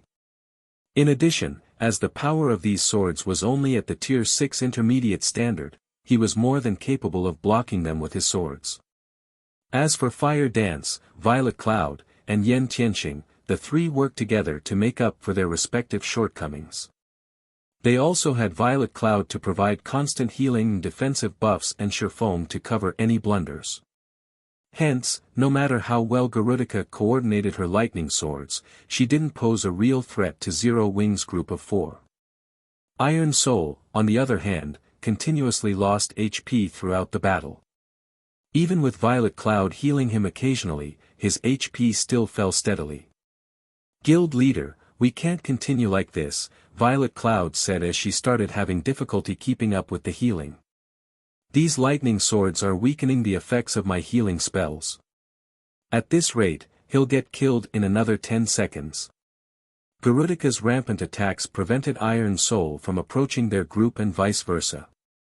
However, if Iron Soul continued fending off those lightning swords on his own, he was sure to die. "I'll pin her down, so find an opportunity to group up." When Shifeng saw that Iron Soul had less than half of his HP remaining, he decided to stop holding back and activated World Sword. Immediately, 99 formless swords appeared around Shifeng, each one carrying power at the Tier 6 peak standard. Shifeng then sent these formless swords at Garudica. Swords Orbit. When Garudica sensed the formless swords approaching her, she promptly recalled all her lightning swords to defend herself. How is he so strong? Iron Soul was stunned when he saw Garudica actively defending herself and at a disadvantage. From what Iron Soul could see, Shifeng was no match for the fallen archangel when it came to manipulating a large number of swords. With his 99 formless swords, Shifeng exhibited combat standards at only the refinement realm. In comparison, the fallen angel Garudica exhibited combat standards at the flowing water realm with her several hundred lightning swords. However, because Shifeng's formless swords carried much greater power, they could overcome the hundreds of lightning swords. While such a victory might seem crude, it was still incredibly astonishing. After all, the other Tier 5 players in the room were basically running for their lives when faced with the two fallen archangels' attacks. Yet, Shifeng was fighting toe-to-toe with a fallen archangel. With Shifeng holding off Garudica, Iron Soul was finally able to join Violet Cloud's group of 3. The 4 of them then supported Shifeng from the side, and Garudica's HP bar actually decreased slightly. Although Garudica's battle recovery could easily restore all of the HP she lost, this situation still astonished the 5 great super guild's old monsters. After the battle continued for another 10 seconds, the first casualties finally appeared as Zilliware killed 2 Tier 5 experts. This situation infuriated the other Tier 5 experts present, but there was nothing they could do about it. After 26 seconds had passed since Shifeng activated World Sword, the space within the hall suddenly shattered once more. A woman wielding a 7-colored staff and wearing a sacred white robe and a golden crown then walked out of this shattered space. The Tier 5 players present froze for a second as an indescribably holy aura enveloped the room upon this woman's appearance, the aura instilling a sense of fear in their hearts. As for the 2 fallen archangels, they similarly stopped their attacks and stared at the approaching woman with eyes brimming with fear. This holy woman was none other than Charlene, who had been resting in Blackwing City. However, compared to the last time Shifeng had met with Charlene, this woman felt like a completely different person. Currently, Charlene looked and felt no different from a god, and every one of her actions was intertwined with the world itself. Her mere presence inspired feelings of reverence toward her. Damn it! Those good-for-nothings actually let this goddess escape. Zilliware cursed out loud when she saw the 24 or so dead or heavily injured Tier 5 Outer World NPCs in the shattered space behind Charlene. The scholar must have lost his mind, seeing as he summoned you creatures, Charlene said as she looked at Zilliware and Garudica. After glancing at Shifeng's group, she continued, but since you've come here already, stay here forever. You think you can keep us here? After observing Charlene in greater detail, Zilliware laughed and said, you've just awakened. Do you think we're no match for you? However, as soon as Zilliware finished speaking, Charlene waved her 7-colored staff. Suddenly, all of the Tier 5 players present, including Shifeng, felt time slowing down. Even though their brains were still capable of thought, they couldn't move their bodies at all. She stopped time. Shifeng was astonished when he saw the grey world around him. Charlene's magic was simply heaven-defying. However, no more than 1 second after Charlene stopped time, the 2 fallen archangels actually broke free from the restraints of time, regaining their movement. They then charged at Charlene with spears of lightning in their hands. However, their movements now were much slower than before, so slow that even Tier 1 players could keep up with their movements. Meanwhile, Charlene simply raised a hand and shattered the surrounding space into countless fragments. She then turned these spatial fragments into blades and launched them at the 2 fallen archangels. The 2 fallen archangels brandished their spears to defend themselves, but they couldn't stop all of the spatial blades. The next moment, damage values exceeding 200 million appeared above the 2 fallen archangels' heads one after another. After 1 round of attacks, the 2 fallen archangels had lost over 5 billion HP each. However, compared to their maximum HP of 900 billion, a loss of 5 billion was nothing but a scratch. After the battle continued for another 20 seconds, the 2 fallen archangels' HP had fallen to the 80% threshold, proving that Charlene had the ability to kill them. Damn it! She has actually awakened to such an extent already. Zilliware glared at Charlene in vexation. We'll die here if we keep fighting, Garudica said with a grim expression. We need to retreat. If we wait until Blackwing City's ruler returns, we won't even have a chance to flee. We have no other choice but to use that move, Zilliware said, gritting her teeth as she took out a black rock. The moment Zilliware took out this black rock, a hint of wariness appeared on Charlene's face. When the Tier 5 players present saw Charlene's reaction, they were puzzled, as they couldn't sense any aura or power from the black rock. In their eyes, the black rock was just an ordinary rock. However, before anyone could react, the black rock in Zilliware's hand disintegrated into dust. A strand of incomprehensibly strong power then formed on her palm and shattered the restraints of time on her, allowing her to recover her full mobility. World Blade. After regaining her mobility, Zilliware gripped the strand of power in her hand and swung it at Shifeng, Iron Soul, and Charlene. The frozen time in the hall immediately started flowing again, and 3 streaks of black light that cut through the world itself flew toward Shifeng, Iron Soul, and Charlene. Shifeng and Iron Soul were surprised by this development. They never thought that Zilliware would persist in attacking them, even in this situation. When Shifeng saw the approaching black light, he felt his soul shuddering like never before. He promptly activated Void Shield, World Breaker, and Final Sword simultaneously, then executed Sword's transmigration without hesitation. As for Iron Soul, he similarly activated his strongest trump card, his legendary shield transforming into a dark mist that enveloped him. Boom! Along with a powerful explosion, the figure of a person shot out of the dust cloud like a cannonball and struck one of the conference hall's iron walls, shattering the magic arrays strengthening the wall. Guild Leader. Fire Dance was startled when she recognized the person planted in the wall. Shifeng could cut apart even the world itself when using World Breaker.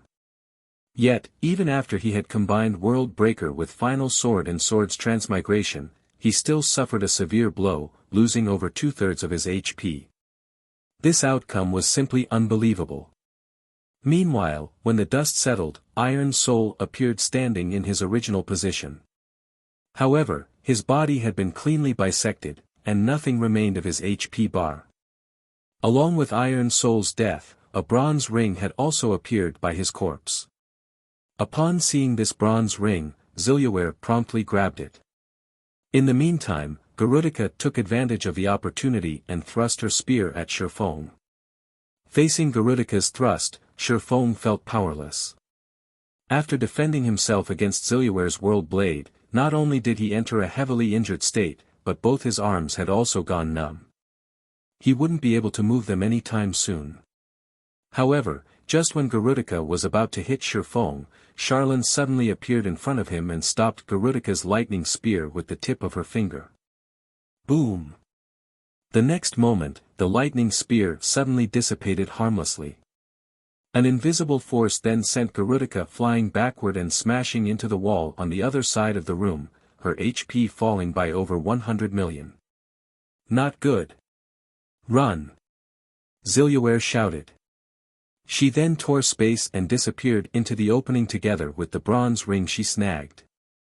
Garudica also tried to flee when she saw Zilliware retreating. However, before Garudica could even turn, Charlene was already in front of the fallen archangel, tapping her staff on the other party's forehead.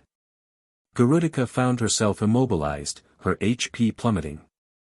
After this situation continued for 30 seconds, Garudica's body transformed into a muddy crystal the size of a fist.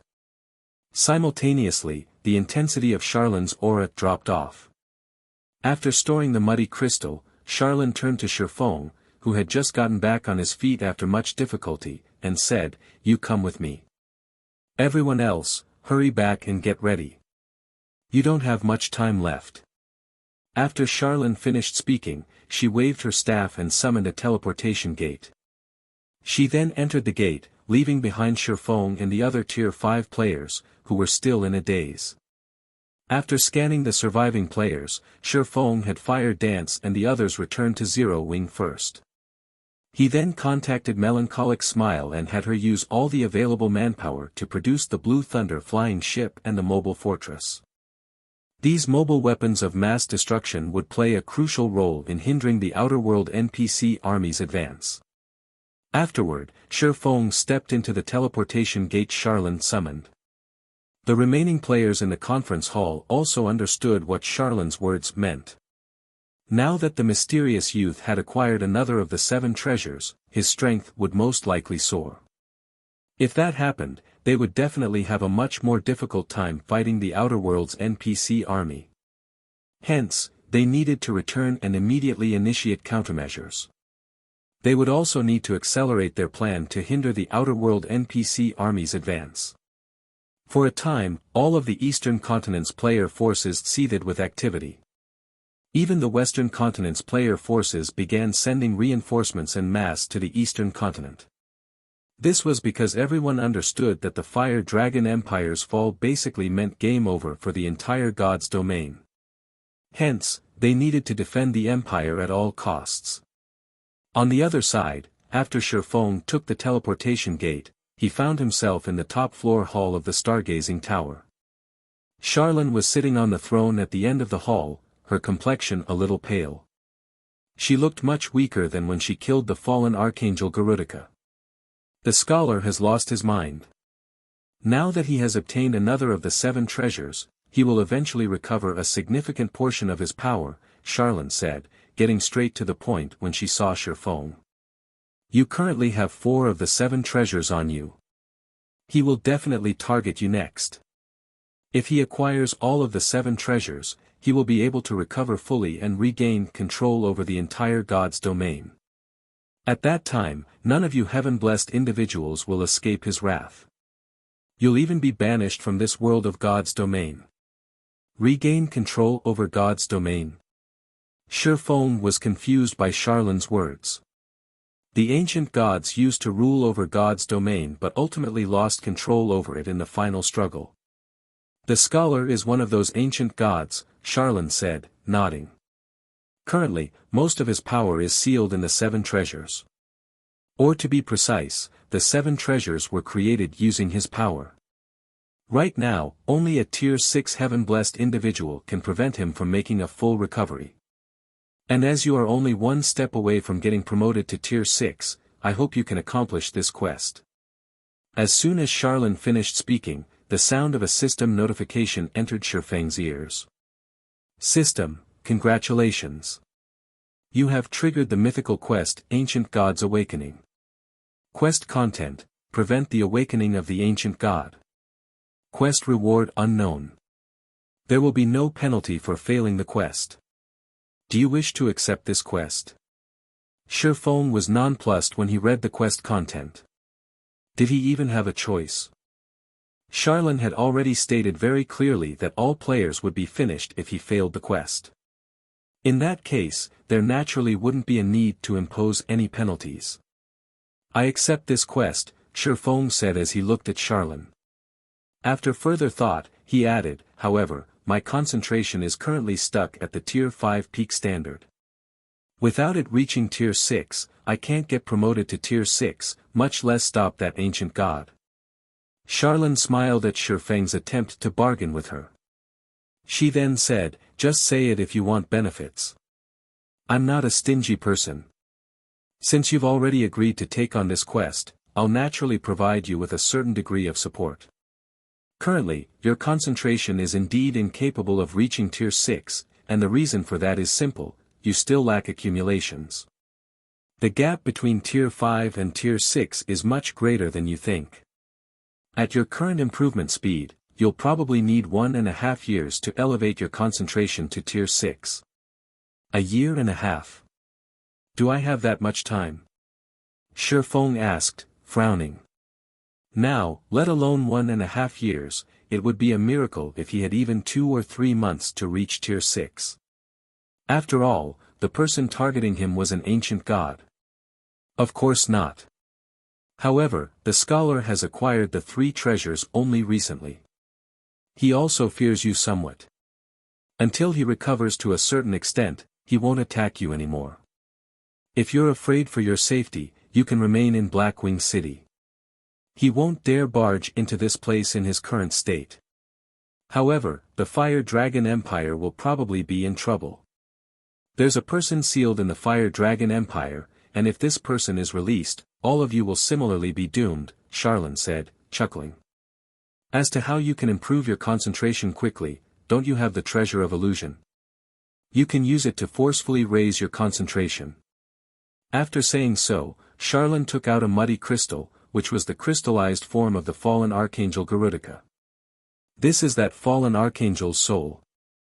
You should be able to produce a crystal of souls of incredible purity with it and break through to tier 6 with her accumulations, Charlene said as she tossed the muddy crystal to Shifeng. Start your attempt now. You don't have much time left. When Shifeng accepted the muddy crystal, he could sense incredible soul power in it. Only, this soul power was too chaotic, even a small portion of it could cause a tier 5 player to lose their mind. Afterward, Charlene disappeared, leaving Shifeng alone in the hall. Shifeng did not hesitate for long. He took out the soul orb and began refining the fallen archangel Garudica's soul. The outcome turned out as Charlene said. When the soul orb finished refining Garudica's soul, it produced a 7-colored crystal of souls containing soul power of incredible purity. Everything is up to you now. After Shifeng took a long look at the 7-colored crystal of souls, he swallowed it without hesitation. Suddenly, an indescribable comfort enveloped his body as boundless energy flooded his mind, continuously expanding his sea of consciousness. 1 hour. 3 hours. 1 day. After 2 whole days, Shifeng opened his eyes and found that the world around him had changed. Compared to before, the various elements of mana in the natural environment looked much more orderly. Before, he had felt as if he were looking at a pile of rubbish when he tried perceiving the mana around him. Everything was a mess, and sorting through them required a lot of effort. Now, the various elements of mana were like items neatly displayed on a shelf. He could easily locate and reach out to any element he wanted, which made it much easier to control mana. Amazing. This is simply amazing. Just one of these 7-colored crystals of souls increased my concentration to the tier 6 intermediate standard. Shifeng was filled with ineffable excitement. He had thought he would be fortunate if the 7-colored crystal could raise his concentration to the tier 6 basic standard. He would have been satisfied with such a result, as it would qualify him to challenge his tier 6 promotion. Although his chances of creating a superior divine body with tier 6 basic concentration would be less than 20%, it was still better than nothing. However, now that his concentration had reached the tier 6 intermediate standard, his control and perception of mana were much stronger than if he only had tier 6 basic concentration. Now, his chances of successfully creating a superior divine body should be around 30%.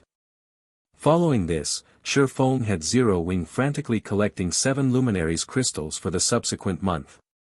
He even traded some of the flame beast puppets for 7 luminaries crystals, with 1 flame beast puppet going for 4,007 luminaries crystals, 200 magic elven cores, and all the materials needed to manufacture 1 flame beast puppet. Initially, Shifeng had not intended to sell the flame beast puppets. This was because Fire Dance and the others already had the strength needed to explore the top of the world, where they could acquire a lot of 7 luminaries crystals. However, to strengthen God's domain's player forces enough to resist the Outer World's NPC army properly, selling the Flame Beast puppets became a necessity. After all, the secret silver combat puppets required highly skilled pilots to exhibit their full strength. Ordinary experts wouldn't cut it at all. It would take at least a Void Realm expert to display the Flame Beast puppet's tier 5 combat power. There were only so many Void Realm experts in Zero Wing. Even if their numbers kept increasing, the rate of increase couldn't match the Flame Beast puppet's production rate. Zero Wing's sales of Flame Beast puppets immediately boosted the overall combat power of the player forces, hindering the Outer World forces' advance.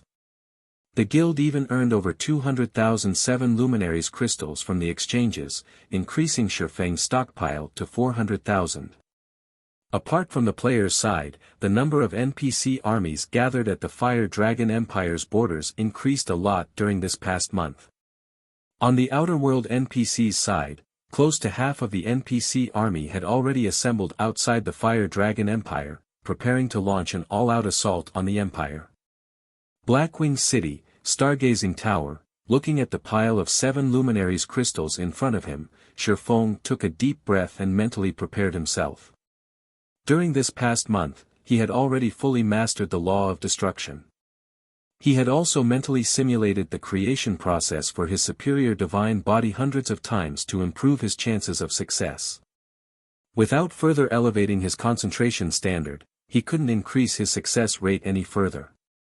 However, raising his concentration standard was impossible within a short period. I have 4 chances. This should be enough with a 30% success rate. After saying so, Shi Feng followed the records of the ancient god's legacy and began constructing his superior divine body using the law of destruction. Constructing a divine body was much more complicated than constructing a mana body.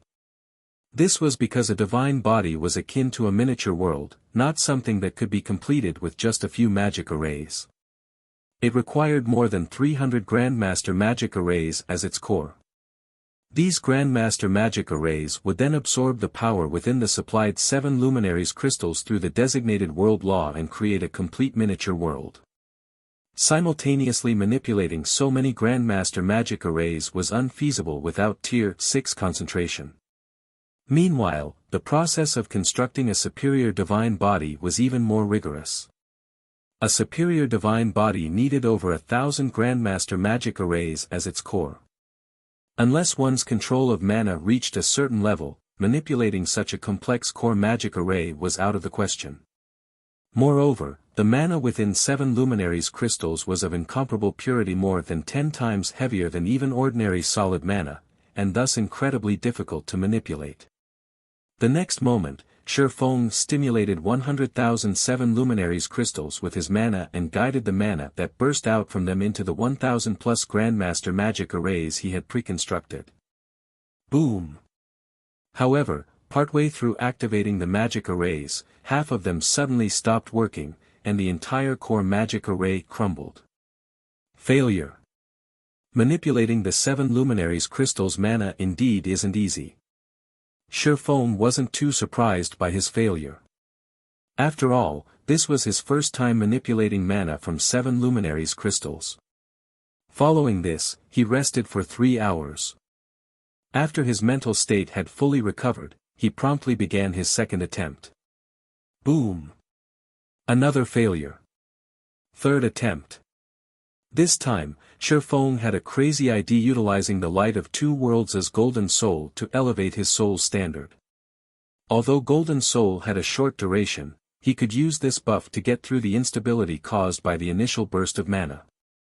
The only problem with this plan was that his concentration standard would plummet once Golden Soul's duration ended, which would increase the difficulty of manipulating the core magic array afterward. Golden Soul, activate. Shi Feng tightened his grip on the light of 2 worlds as he decided to take the risk. As expected, he got through the initial burst of mana much more easily with his elevated concentration standard, and he activated all of the Grandmaster magic arrays right away. He also guided the 7 luminaries crystals' mana into these magic arrays with relative ease. However, when he had guided half of the mana into the magic arrays, Golden Soul lapsed. The buff's disappearance nearly caused him to lose control of the mana. 5 minutes. So long as I can last 5 more minutes, I'll be able to finish transferring all of the 7 luminaries crystals' mana. Shi Feng gritted his teeth and struggled desperately to keep the Grandmaster magic arrays in operation. He also overburdened his mind, not daring to make even the slightest mistake. 1 second. 10 seconds. 30 seconds. Shi Feng's complexion turned paler and paler as the seconds ticked by. Sweat continuously formed on his forehead. Nevertheless, he persisted. After the 3rd minute elapsed, Shi Feng's vision became blurry and his mind cloudy. His body also began shivering slightly. 1 last minute. 1 last minute. Shi Feng started feeling very sleepy, and even the system had begun warning him to log out and rest. However, he forced himself to remain conscious, going as far as biting his tongue and using the pain to stay awake. Read latest chapters at Wuxia World. EU 10 seconds. 20 seconds. 30 seconds. At this point, the world around Shi Feng had become one big blur, and his mind was basically shutting down already. However, relying on instinct and his familiarity with manipulating magic arrays, he was barely able to continue guiding the 7 luminaries crystals mana into the Grandmaster magic arrays and keep them operating normally. Shortly afterward, though, Shifeng's consciousness lapsed briefly, and he lost control of the core magic array. Did I fail? After Shifeng recovered from his brief lapse, his heart sank. At this time, though, the sound of a system notification entered his ears. System, congratulations. You have successfully constructed a superior divine body. The constructed superior divine body's completion rate is at 92% and has reached the Tier 6 standard. The constructed superior body is evaluated to be at the epic rank. Do you wish to get promoted to Tier 6? Chapter 29:18, New World, Grand Finale, Fire Dragon Empire, Million Forest City. Currently, over 50 million expert players had gathered in Million Forest City, the largest city in the south of the Fire Dragon Empire. Even the weakest among these players was a level 100+, Tier 3 player.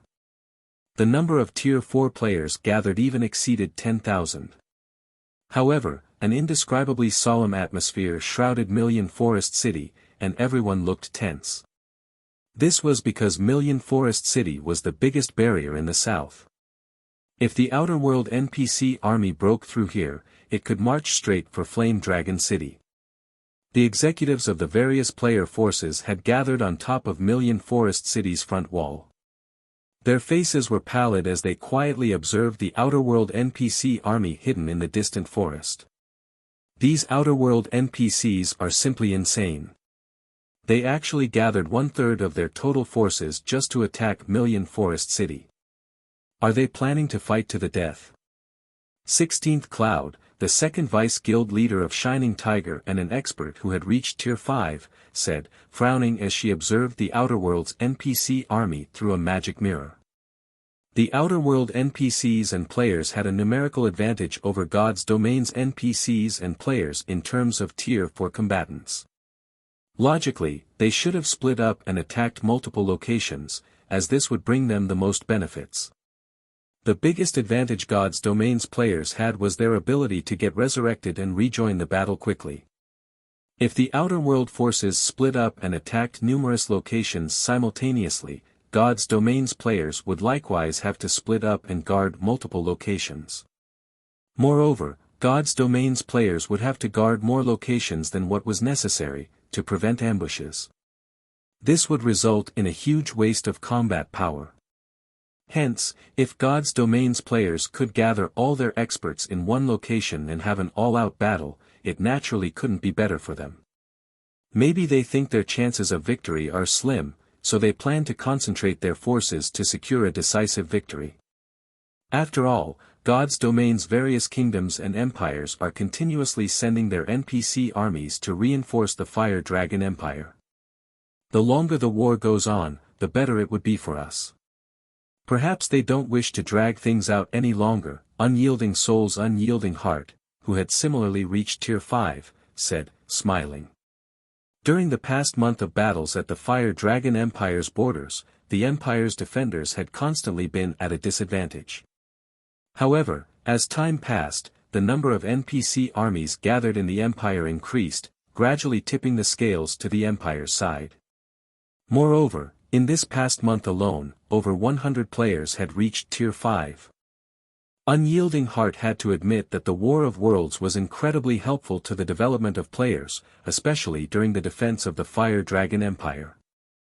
Although the Outer World NPCs scattered across the eastern continent hadn't fully gathered yet, the battles taking place at the Fire Dragon Empire's borders had never once ceased.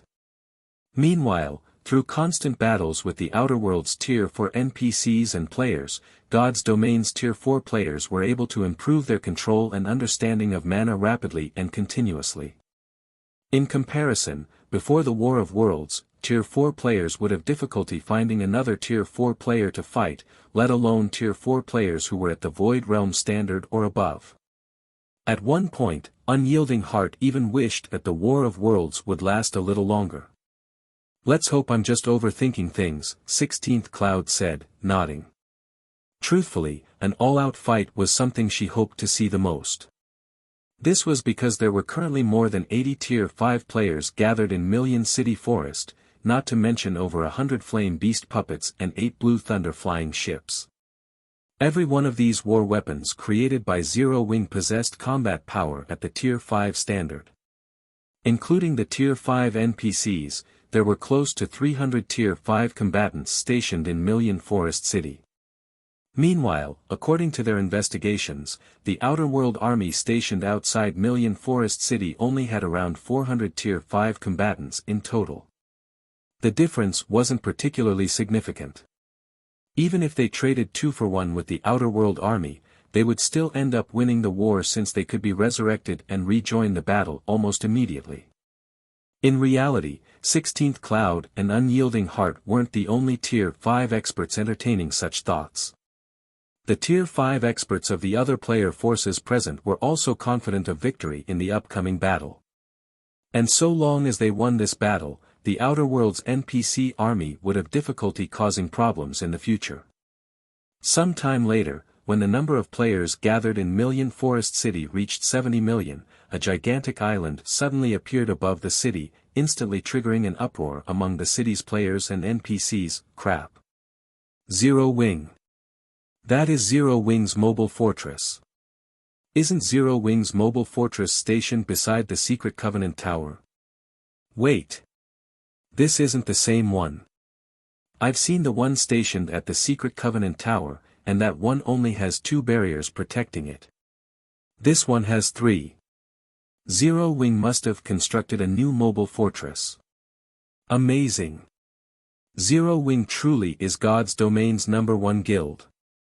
With this, those Outer World NPCs and players are finished.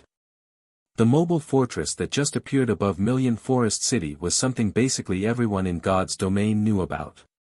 This was because the mobile fortress had allowed Zero Wing to establish its position in God's Domain. Now that there was also a mobile fortress protecting Million Forest City, how could everyone not get excited? Amid the excited cheers of Million Forest City's players, 16 players flew out of the mobile fortress. Upon seeing these 16 players, the players in the city grew even more excited. Even the city's Tier 5 commander and Tier 5 NPCs took the initiative to receive these 16 players.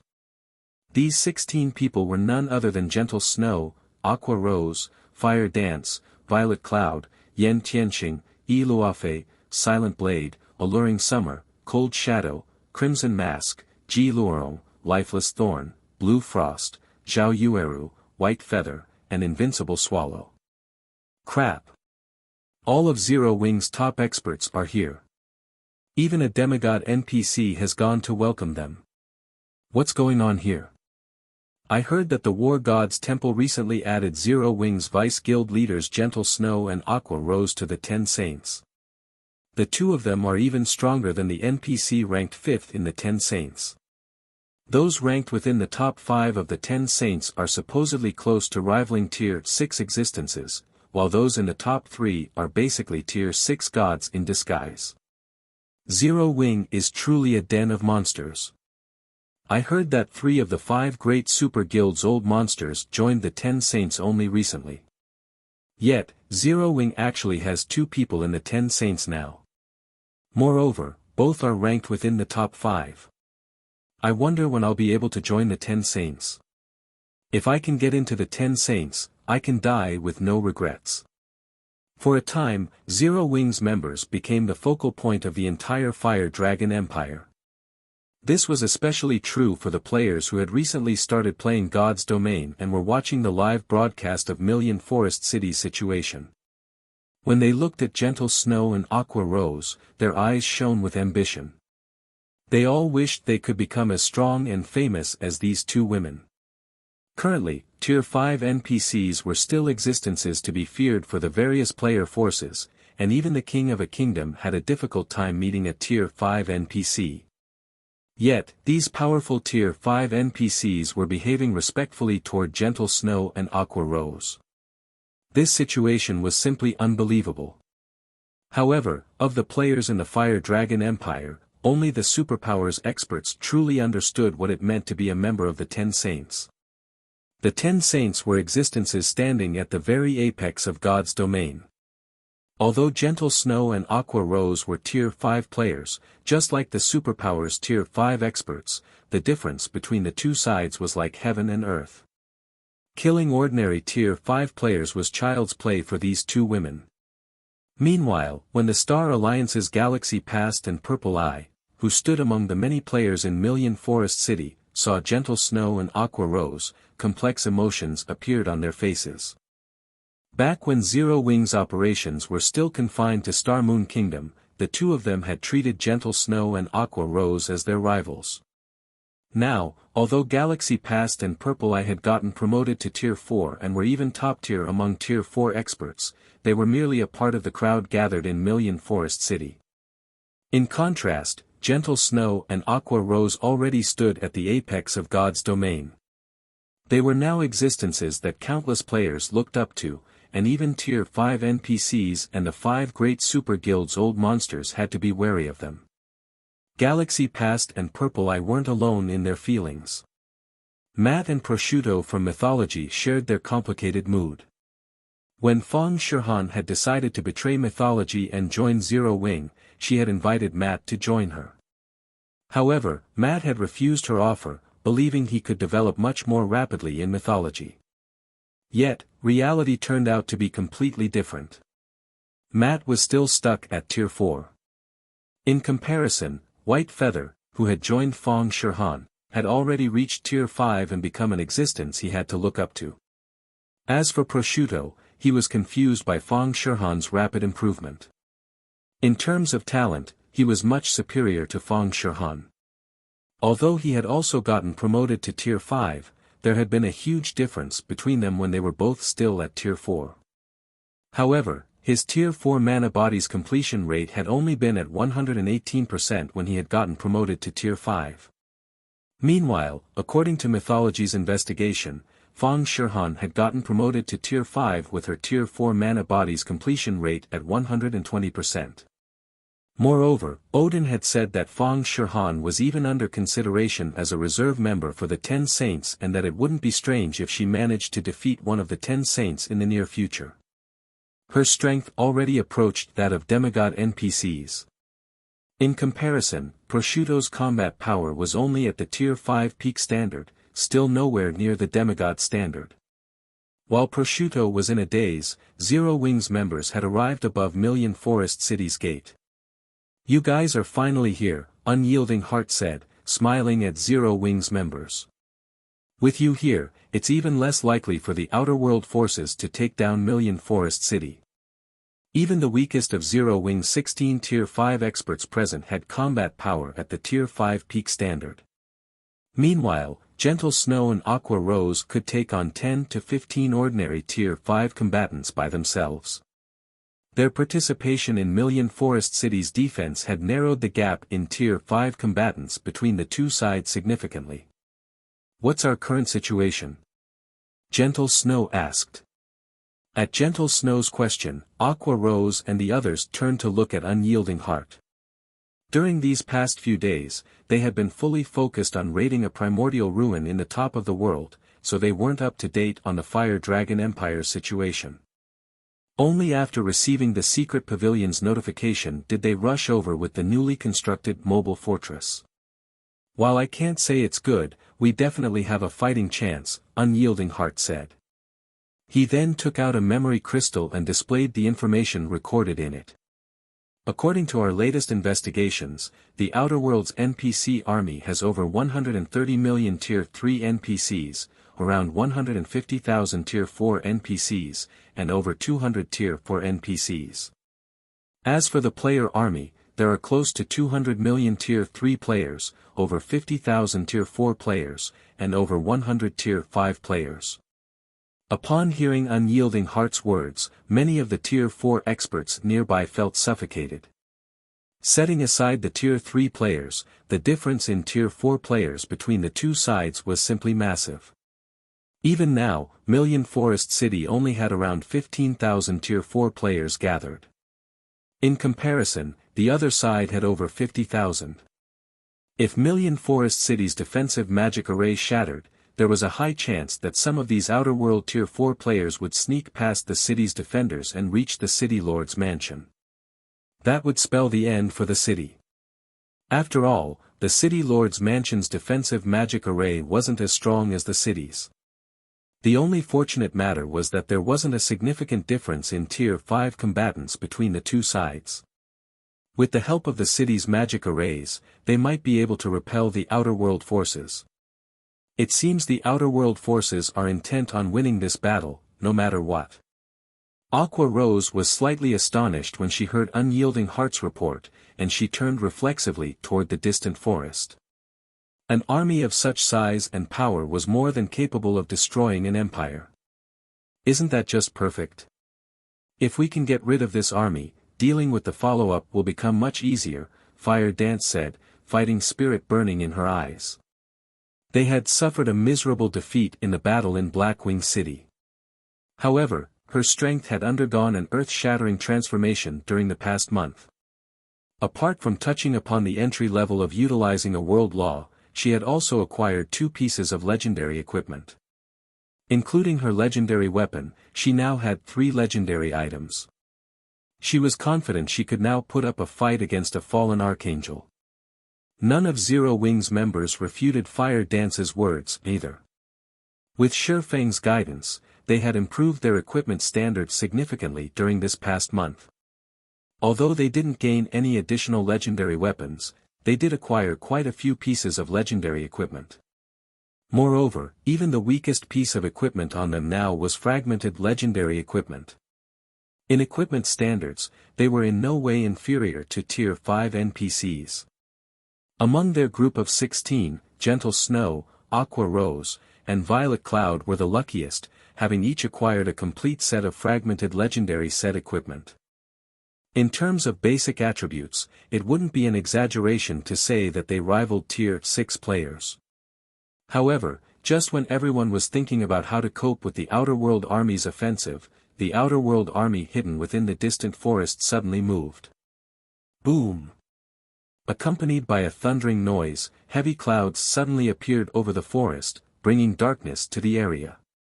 The sky then split apart, and 2 giant claws several hundred meters long descended from the massive tear in space. A short moment later, a monster several dozen kilometers tall emerged from the dark void. It had a gigantic mouth and hundreds of eyes and claws. The monster also exuded a turbid mist that corroded the surrounding space, causing it to disintegrate. The sight of this monster shocked the people in Million Forest City and the Outer World Army. So, this is the World Eater of Legends. 100 Ghosts' elder Windshadow, who stood in the forest outside Million Forest City, couldn't help doubting his eyes as he looked at the big-mouthed monster before him. The World Eater was a monster recorded in legends, and he had only found out about its existence after stumbling across a record of it. The World Eater was born in the endless void, and its sole purpose in life was to devour worlds. In front of a World Eater, even the dragon race, God's domain's strongest race, was nothing. Even a Tier 4 infant World Eater could devour a Tier 5 dragon. Meanwhile, the World Eater in front of him was an adult. At its current strength, even Tier 6 gods would have to avoid confronting it. When Awakened Abyss, who had already reached Tier 5, saw the behemoth in the sky, excitement filled his eyes as he exclaimed, "Amazing! We're sure to win now."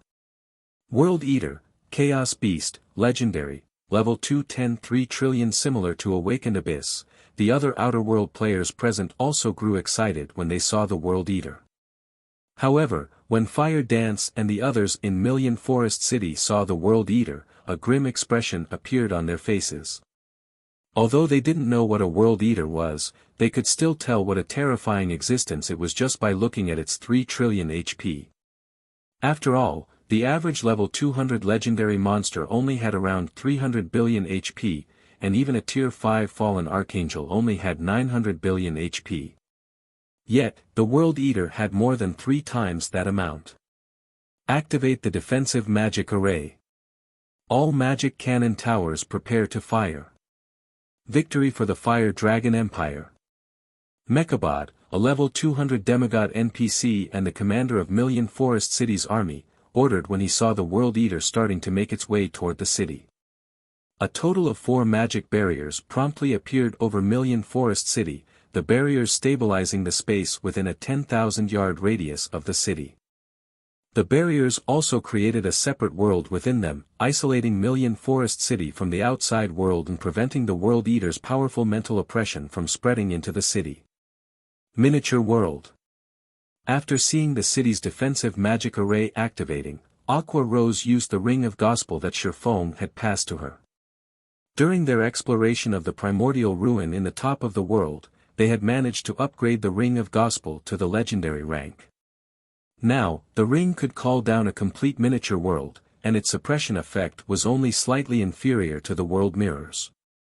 Although each activation of miniature world now cost 5,000 mana stones, instead of just 5,000 magic crystals, the skill's duration had increased from 10 minutes to 30 minutes. The skill's AoE had also expanded to 50,000 yards, and even Tier 5 players wouldn't be able to make use of the ambient mana within the affected area. Moreover, all hostile units below Tier 6 would be subjected to a 30% reduction in basic attributes and physique, while Tier 6 enemies would be subjected to a 15% reduction. After Miniature World's activation, the Outer World's Tier 3 combatants charging toward Million Forest City stumbled and fell to the ground like dominoes. Their movements also became as slow as a turtle, making combat practically impossible for them. As for the Tier 4 combatants, although they retained a certain degree of combat power, they lost their ability to fly. Unfortunately, Miniature World had very little effect on the World Eater in the sky, the Chaos Beast losing only 10% of its basic attributes. Even so, seeing this situation still let Million Forest City's defenders breathe out a sigh of relief. With the Outer World's Tier 3 and Tier 4 combatants incapacitated for the most part, they could focus on dealing with the World Eater and the Outer World's Tier 5 combatants, 1,000 plus flying ships, and 10,000 plus Tier 4 flying mounts. Holy Realm. However, the Outer World's various superpowers had come prepared for such a situation. Immediately, 1,000 Tier 4 magical class players cooperated to create a gigantic, 3-layered barrier to counter Miniature World's effects. Although the 3-layered barrier didn't completely nullify Miniature World's effects, it still allowed all of the Outer World's combatants to use the ambient mana. Only the debuff on basic attributes and physique remained. The next moment, hundreds of thousands of Tier 4 combatants and millions of Tier 3 combatants resumed their charge toward Million Forest City. In the sky, the World Eater lashed out at the city's defensive magic array with its several hundred claws, every claw carrying the power to crush time and space. Attack with everything you've got.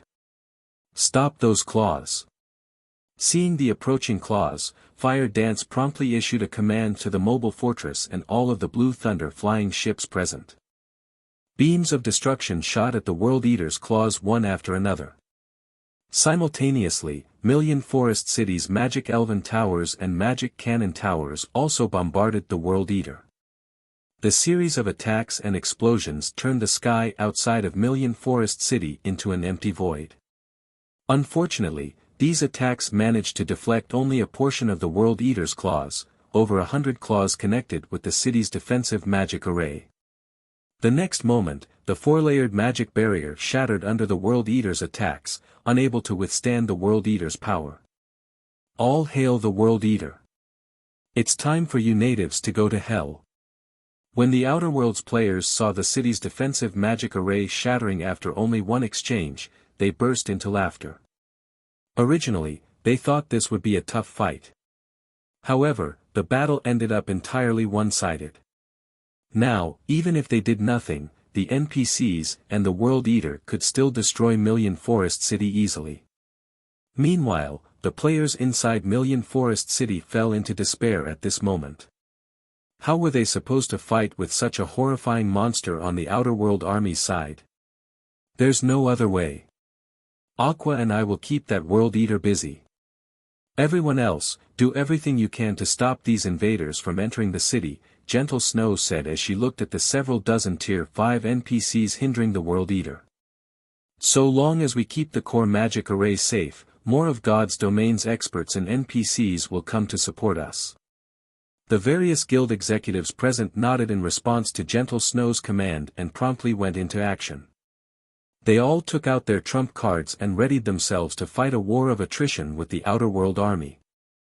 Although the World Eater was powerful, victory still wasn't out of reach. Currently, many of God's domain's experts had yet to reach Million Forest City. Hence, the longer they dragged out this fight, the higher their chances of victory. Subsequently, Gentle Snow and Aqua Rose flew toward the World Eater. Upon getting within attack range of the World Eater, Gentle Snow promptly swung her great sword and executed her mana technique, Spatial Cleave. Several dozen sword lights cut at the World Eater's claws, attacking Million Forest City, sending them off course. Aqua Rose waved her staff and summoned numerous gigantic serpents made of water. She then had the water serpents bite the World Eater's claws, preventing them from getting close to Million Forest City. Are they monsters? The Outer World players gasped and they saw Gentle Snow and Aqua Rose putting up a good fight against the World Eater. Even the Outer World Tier 5 experts were astonished by this spectacle. All of the World Eater's claws carried power at the Tier 6 peak standard. Even Tier 5 experts wielding legendary weapons could block only a few hits from these claws with their legendary weapons' active skills. However, Gentle Snow and Aqua Rose did not use their weapons skills, they stopped the World Eater's claws using only mana techniques and combat techniques. For a time, Gentle Snow, Aqua Rose, and the World Eater became the absolute center of the sky. Even other Tier 5 players dared not approach the three of them, as even the shockwaves of their clashes could kill ordinary Tier 5 players. Apart from Gentle Snow and Aqua Rose, only Tier 5 combatants dared fight in the sky above Million Forest City. The two sides' Tier 4 combatants kept to the ground because those who tried to fly would get swept up by the shockwaves and turn into ashes the next moment. Hence, the Tier 4s could only become cannon fodder on the ground like the Tier 3 combatants. Currently, more than 700 Tier 5 combatants were fighting in the sky. Originally, Million Forest City's Tier 5 combatants should have been weaker due to their significant numerical disadvantage. Yet, the two sides turned out evenly matched in reality, confusing the Outer World Tier 5 combatants. Damn it! Why are these natives so strong?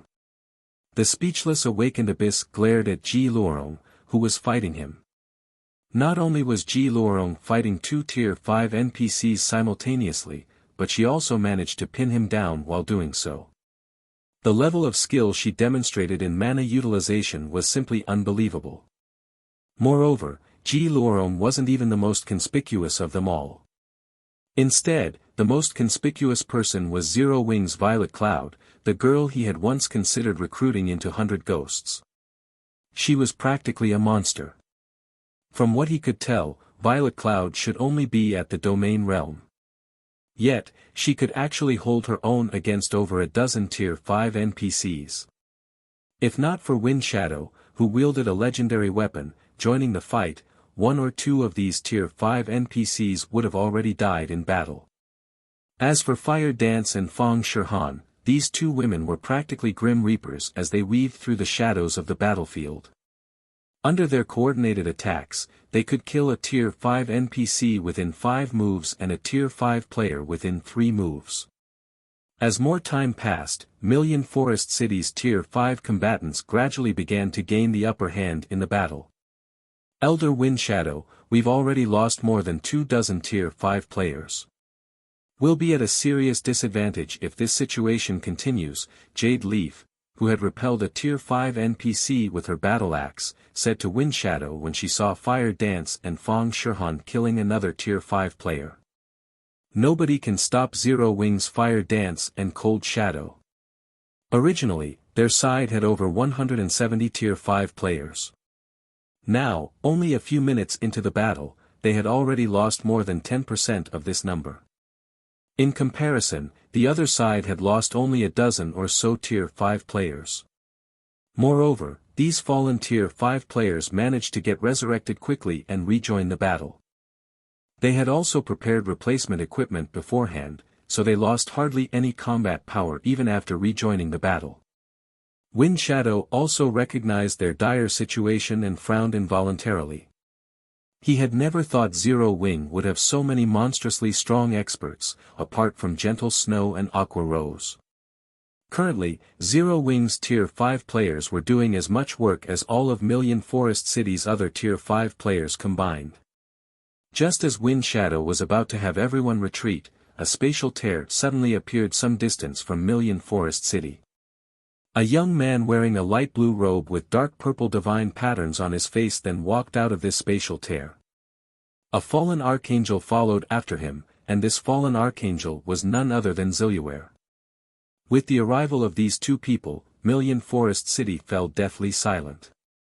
Even the Tier 5 combatants in the sky automatically stopped fighting. This was because the young man's presence was simply too intense. His presence was akin to the midday sun. The aura he exuded while just standing still inflicted a stinging pain into everyone's soul. Not even the Tier 5 combatants present were immune to this pain. What a bunch of rubbish. You still haven't dealt with these ants even now, the scholar bellowed angrily as he glared at the Outer World Army's commander-in-chief. My lord, these heaven-blessed individuals are much stronger than we expected, and even the World Eater is incapable of going against them for the time being. Fez Tade, the Outer World Army's commander-in-chief and one of the 17 stars of the Holy Grail, said anxiously as he looked at the youth before him. Them. Scholar glanced at Gentle Snow and Aqua Rose, who were hovering beside the World Eater, a look of surprise appearing on his face. Transmigrators. No wonder they can deal with the World Eater. However, they are still too weak. After saying so, the scholar pointed a finger at Gentle Snow and Aqua Rose, a five-fold magic array appearing at his fingertip. Immediately, everyone on the battlefield felt time stagnate. The Tier 3 combatants present even found their thoughts freezing. Tier 6 Curse, Hand of Death. The next moment, a titanic claw appeared above Gentle Snow and Aqua Rose. This claw was as large as the World Eater, and it swiped at the two immobilized women as soon as it took shape. It's over. How can there be such a monstrous existence? When 16th Cloud, Unyielding Heart, and the other Tier 5 players saw the gigantic claw from a distance, despair overwhelmed them. Not only did the scholar slow down time for the entire battlefield, but he had even used a Tier 6 curse. This single attack could probably wipe out the entire Million Forest City, not just Gentle Snow and Aqua Rose. However, when the monstrous claw was only several yards away from Gentle Snow and Aqua Rose, a sword light suddenly shot out from Million Forest City and struck the claw. Boom! Accompanied by a loud explosion, the restraints on the battlefield's time shattered. Simultaneously, the space above Gentle Snow and Aqua Rose transformed into an empty void. The attack was blocked? Something like that can be blocked? Who did it? Everyone gaped in shock at the empty void in the sky, then automatically turned to look at the sword light's origin. The next moment, what entered everyone's eyes was a cloaked man wielding a golden longsword flying out of Million Forest City's teleportation hall. Everyone present gasped involuntarily. Tier 6. He actually got promoted to Tier 6.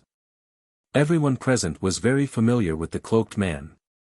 This was because he was none other than Shifeng.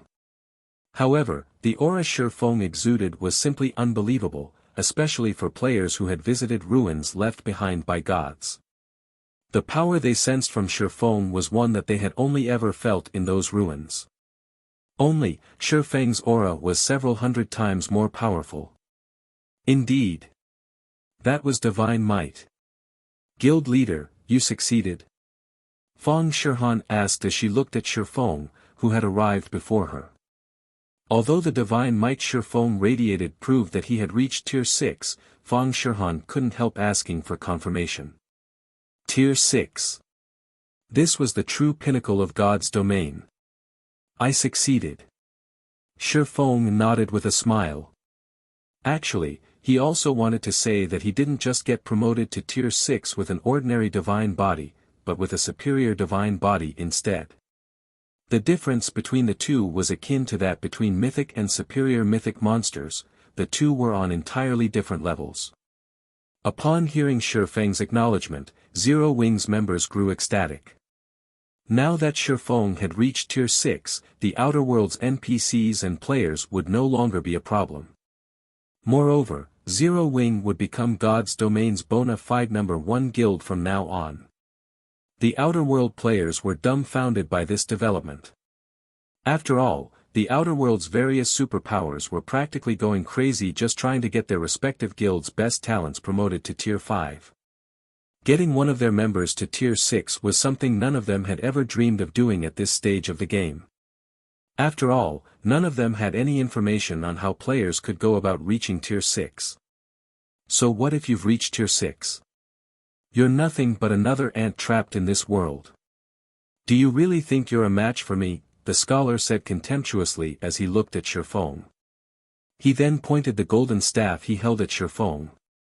Suddenly, the world fell silent once more. When the scholar launched his previous attack, the Tier 4 combatants present had still retained some of their consciousness. Now, even the Tier 5 combatants present found their brains stagnating significantly. It was evident that time on the battlefield had slowed by a far greater extent this time. The next moment, dark purple chains engraved with divine markings emerged from the sky and the earth. Upon seeing these chains, even the World Eater shuddered in fear. After these chains had completely materialized, they shot toward Shifeng from all directions. When the Tier 5 combatants present sensed the aura of these purple chains, an unprecedented fear overwhelmed them. Even their souls were instinctively warning them not to touch these chains, no matter what. Are these the legendary chains of law? Shifeng was slightly surprised when he saw the dark purple chains. The ancient god's legacy he acquired contained information on the chains of law, stating that these chains carried power surpassing the Tier 6 peak standard. Even a Tier 6 god would have difficulty moving when caught by these chains. And unless the Tier 6 god's strength surpassed the Tier 6 peak standard, they would eventually die to these chains. Seeing the hundreds of chains of law closing in, Shifeng unsheathed Solomon's sword and brandished it together with the light of two worlds. Sword's orbit. Shifeng moved freely, unaffected by the time stagnation affecting the battlefield. A galaxy of stars formed around him, each of these stars carrying earth-shattering power. These stars struck down the chains of law that came close to Shifeng, preventing them from coming into contact with him. After striking down all of the chains of law, the stars surrounding Shifeng spread into the surroundings. A moment later, the battlefield's stagnant time started flowing once more. Impossible. A look of surprise and confusion appeared on the scholar's calm countenance when he saw Shifeng emerge unscathed from his attack. Those were the chains of law.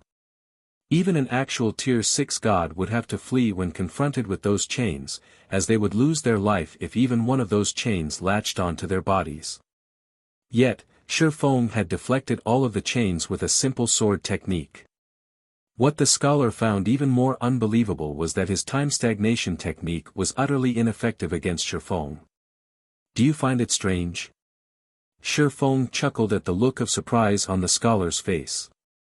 Do you think you ancient gods are the only ones who can have superior divine bodies in God's domain? The superior divine body could be said to be the main factor behind the strength of ancient gods. This was because only with a superior divine body could one perfectly utilize the power of the world. Meanwhile, the chains of law was one method of utilizing the world's power. However, if Shifeng similarly imbued the world's power into his swordsmanship, he naturally could stop the chains easily. You have a superior divine body. The scholar was thunderstruck when he heard Shifeng's words. The superior divine body was something even ancient gods had difficulty creating. Meanwhile, in the scholar's eyes, Shifeng was nothing but an ignorant ant, yet Shifeng actually had a superior divine body. If the scholar told this matter to other ancient gods, none of them were likely to believe him. Your rampage ends here. After saying so, Shifeng disappeared and reappeared in front of the scholar, the speed of his movement so quick that it seemed as if he had been standing in front of the scholar all this time. He then activated World Breaker and Final Sword simultaneously. Two sources of light immediately enveloped his swords and fused perfectly. The combination of these two skills was something Shifeng had been continuously practicing and perfecting over the past month.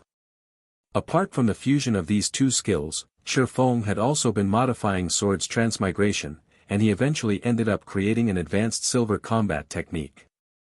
Swords ripple. A torrent of light cut across the sky, erasing everything that existed in front of Shifeng. When the light faded, the scholar was nowhere to be seen. Instead, hovering in his place were 3 of the 7 treasures. The next moment, the translucent figure of a person appeared in the empty void, and this person was none other than the scholar. At this time, though, the scholar no longer had any divine markings on his face, he looked and felt no different from an ordinary youth. Damn it! It's this outcome again. Why do you ignorant ants always come foiling my plans, bellowed the scholar, who had been reduced to a soul, as he glared at Shifeng with eyes full of resentment and anger. However, his anger soon faded, and he started laughing. Don't get too proud of yourself. You can't do anything to me even if you have a superior divine body. My soul is eternal and indestructible. What you have destroyed is nothing but a shell to house my soul. I can recreate more of such shells in no time at all. Sooner or later, I will have all of you ignorant ants disappear from this world. After saying so, the scholar laughed louder and louder, his mood getting better and better. The scholar's words made everyone on the battlefield shudder. If a monster like the scholar could resurrect infinitely, then it would be an absolute nightmare for them. That's right. You indeed have an immortal soul, and even true ancient gods can't erase your existence, Shifeng said, nodding as he looked at the scholar. He then chuckled and continued, however, while your soul might be indestructible, it can be infinitely weakened. I'm guessing it'll take you a long time to recover if that happens, right? After saying so, Shifeng collected the 3 items in front of him. He then took out the other 7 treasures. Immediately, the 7 treasures resonated with one another and instantly recovered to their peak states, revealing their original brilliance. You! The scholar's expression instantly changed when he saw the 7 treasures, and he turned and tried to flee into the void. However, Shifeng did not give the scholar any opportunities to do so at all, grabbing the repaired soul orb and activating it. Devour. The soul orb immediately began absorbing the scholar's soul, continuously weakening it. After this situation continued for 4 minutes, the scholar's soul disappeared, and the soul orb produced a 9-colored crystal of souls. System, congratulations. You have completed the mythic quest Ancient God's Awakening. Rewarding 1 Ancient God Soul Crystal and 2 levels of World Authority. Ancient God Soul Crystal. After observing the 9-colored crystal of souls for a moment, Shifeng tossed it into his mouth and swallowed it. He wanted to see what effects the Ancient God Soul Crystal had. Moreover, doing so would prevent the scholar from regaining his power. The soul orb might have absorbed the power of the scholar's soul and made it seem as if the scholar had died, but that wasn't true at all. In time, the scholar would still gradually recover his strength. This was also what made Ancient Gods amazing. As soon as Shifeng swallowed the Ancient God's soul crystal, he felt a tingling and burning sensation in his brain. It was completely different from the refreshing sensation he felt when he swallowed the crystal of souls made from the fallen Archangel Garudika's soul. Only after this burning sensation had continued for several minutes did it gradually disappear. Is this, the Tier 6 peak standard? When Shifeng looked at the world around him, he found its clarity and realism unprecedented. No. Even if my concentration reached the Tier 6 peak standard, there shouldn't be such a significant change. Did I just reach the mental strength Grandmaster standard? Apart from a breakthrough to the mental strength Grandmaster standard, Shifeng couldn't think of any other explanation for this situation. This was because his current thought process was at least 10 times faster than before. He could also manipulate mana from 7 luminaries crystals as if it was soft cotton. However, Shifeng didn't pay too much attention to these changes, as he still had a bunch of enemies he had to deal with in front of him. Run! Everyone, retreat! Upon seeing Shifeng slay the scholar, the outer world NPCs and players started frantically fleeing the battlefield. All of them wanted nothing more than to run back to the world passage right now. They felt that only by returning to their own god's domain would they truly be safe from Shifeng. However, Shifeng had no intention of letting any of these people escape. With a swing of his sword, he effortlessly massacred the outer world forces and wiped out the forest ahead of him. Let alone escaping, the army of millions didn't even get to leave their ashes behind on the battlefield. The conclusion of this battle sent tremors across God's domain. The outer world NPCs and players in other parts of the eastern continent promptly retreated to their home world upon receiving news of Shifeng's achievements, none of them daring to stay behind for even a moment longer. In addition, Zero Wing became the undisputed #1 guild in God's domain because of this battle. As a result, countless players started trying to join Zero Wing, and Zero Wing's several guild cities became overcrowded with players. However, Shifeng paid no attention to these requests to join Zero Wing. Instead, he simply handed off his responsibilities to his vice guild leaders. After turning in the 7 Treasures main storyline quest, he chose to log out of the game and meet with Xia Wuyuan. After all, he was very curious to find out about Phoenix Rain's matter. And now that he had fulfilled the conditions Xia Wuyuan had given him, he should be qualified to find out more about the matter. Not to mention, after he devoured the ancient god's soul crystal, he could sense things that he had never been able to sense before. He had many questions regarding these new findings, and he estimated that Phoenix Rain would have answers. Middle layer, Green God Courtyard. The Green God Courtyard was a place specifically reserved for the Green God Company's internal members. Apart from serving as a residence, it was also the office that handled the middle layer's various affairs. There weren't a lot of people in the Green God Courtyard. Even after arriving in front of Xia Wuyuan's residence, Shifeng had come across only several dozen people. From this, he could tell that the Green God Company didn't have many internal members. When Shifeng entered Xia Wuyuan's residence, he found the old man sitting in the living room and brewing tea in front of the coffee table. There was also a cup of freshly brewed tea on the other side of the coffee table, as if Xia Wuyuan had known ahead of time that Shifeng would visit him. Pointing at the sofa opposite himself, Xia Wuyuan looked at Shifeng and said, "Have a seat." "You knew I would come to find you now?" Shifeng couldn't help asking. "Of course. I know everything you do in God's domain," Xia Wuyuan said. Taking a sip of tea, he smiled and continued, "I also know that you've long since broken through to the 3-star mental strength master standard and that you've already reached the grandmaster standard now." "You knew?" Realization dawned upon Shifeng when he heard Xia Wuyuan's answer. It seems the Green God Company really is the developer behind God's domain. "You're only half correct," Xia Wuyuan said, shaking his head. "What do you mean?" Shifeng asked. "The Green God Company didn't develop God's domain. Instead, we only run it," Xia Wuyuan explained. "The Green God Company didn't develop it?" Shifeng was a little surprised by this answer. From what he knew, there shouldn't be another company on Earth with the technology required to develop a game such as God's domain. How is this possible? Could there be a corporation in this world capable of surpassing the Green God Company's technology? "Didn't you want to see Phoenix Rain?" Xia Wuyuan said suddenly.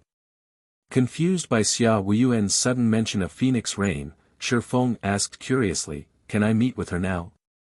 "Of course. You now have the qualification." Xia Wuyuan snapped his fingers, and a hologram of a person suddenly appeared beside him. This person was none other than Phoenix Rain. "Your improvement speed really is as unbelievable as ever," Phoenix Rain said, smiling as she looked at Shifeng. "If not for Elder Xia keeping me updated, I wouldn't have dared believe you've already grown so much. Where are you now? Shifeng asked, getting straight to the point. He had been very curious about Phoenix Rain's sudden appearance. In their previous meeting, she had even spoken as if she had long since known that the scholar would cause a problem in God's domain, hence, she had warned him of the scholar. Her understanding of God's domain was simply incredible. The Green God Company's refusal to let others meet with Phoenix Rain was also puzzling. It seems you've already guessed that I'm not present in the world you live in. Smiling, Phoenix Rain explained, you are correct in your assumption. I am currently living in neither Earth nor God's domain. Instead, I am in a world beyond God's domain. To be precise, I am living in the true God's domain. You're not in the real world, but the true God's domain. What do you mean? Did your soul get digitized? Shifeng was shocked. Looking at Shifeng's confused expression, Phoenix Rain chuckled and said, my soul didn't get digitized. Rather, my spirit is currently located in a special three-dimensional world. The God's domain you've been playing in all this time is actually another three-dimensional world as well. Because of a unique reason, I ended up getting smuggled into a higher-level three-dimensional world, or a main three-dimensional world, if you will. On the other hand, the God's domain you've been playing in is merely one of the countless subworlds of this main three-dimensional world. Three-dimensional world. The God's domain I've been playing in is only one of the many subworlds of a main three-dimensional world. Shifeng suddenly felt he lacked the brains to process the information Phoenix Rain provided. Although the various phenomena in God's domain could serve as proof that the world of God's domain wasn't just a simple virtual world, calling it a real three-dimensional world was still a little too much of a stretch. Just what kind of technology was necessary to let someone mentally connect to another three-dimensional world? What she says is true. The God's domain you are playing in is indeed a three-dimensional world. However, this three-dimensional world is very special, and outsiders can enter it only through their minds, Xia Wuyuan explained, smiling when he saw the skeptical look on Shifeng's face. Now that you're a mental strength grandmaster, you are also qualified to know the Green God Company's biggest secret. I previously told you that the Green God Company's founder is a mental strength grandmaster. He is also the first human in our world to develop his mental strength to the grandmaster level. After reaching the grandmaster level, he happened across a device that a four-dimensional civilization left behind for all three-dimensional civilizations. This device allows people to enter a special three-dimensional world created by the four-dimensional civilization. This three-dimensional world is akin to a game world where everything is statisticalized, and people in this world can continuously grow stronger by training. In addition, the four-dimensional civilization left all its technologies in this three-dimensional world and made it so that whichever three-dimensional civilization succeeds in taking control of this world would inherit all its technologies. Therefore, any three-dimensional civilization that discovers this special world will try to compete for it. After all, with the four-dimensional civilization's technologies, not only can a civilization's citizens gain a near-infinite lifespan, but a three-dimensional civilization can also become the ruler of all other three-dimensional civilizations. A four-dimensional civilization. Although Shifeng still felt skeptical after listening to Xia Wuyuan's explanation, he was now open to the possibility of God's domain being an actual three-dimensional world. After all, the humans of Earth were merely three-dimensional creatures. They couldn't possibly fathom the strength of a four-dimensional civilization, just like how two-dimensional creatures couldn't understand three-dimensional creatures. Our world is very fortunate. Not only did it produce a mental strength grandmaster, but we even discovered the device the four-dimensional civilization left behind. Hence, our world has the qualification to compete for the special three-dimensional world. It is also because of this special world that the Green God Company has managed to create so many miracles thus far. However, we were very weak when we first started out in that special world and could hardly acquire anything. This is because only mental strength grandmasters are capable of using the inherited device, and each grandmaster can bring along a maximum of only 60 people when entering that special world. Moreover, all the companions must be at the half-step Grandmaster standard. Hence, the group our people formed in that special world is no different from an insignificant small guild in God's domain. Fortunately, as the people of our world continued developing and the number of half-step Grandmasters increased, we eventually managed to secure the rights to control a subsidiary world, which is also the God's domain you are currently playing. Since it is only a sub-world, the entry conditions aren't as stringent. So long as one isn't an infant or a child, one may freely enter this subworld. Improving one's mental strength also becomes a lot easier in this subworld, so we can keep developing half-step Grandmasters. In your case, you even managed to become a mental strength Grandmaster. Speaking up to this point, Xia Wuyuan looked at Shifeng in excitement. Now that Earth had gained one more mental strength master, they could bring an additional 60 half-step mental strength Grandmasters to the main three-dimensional world. This would greatly enhance Earth's overall strength. So, this is why other gods' domains are trying to invade us. They were trying to gain the ruling rights to another subworld. Realization dawned upon Shifeng. The subworlds of God's domain were akin to a nursery for nurturing newcomers. The difference between having and not having a subworld and between having one or more subworlds was massive. Entering the main world isn't an easy task.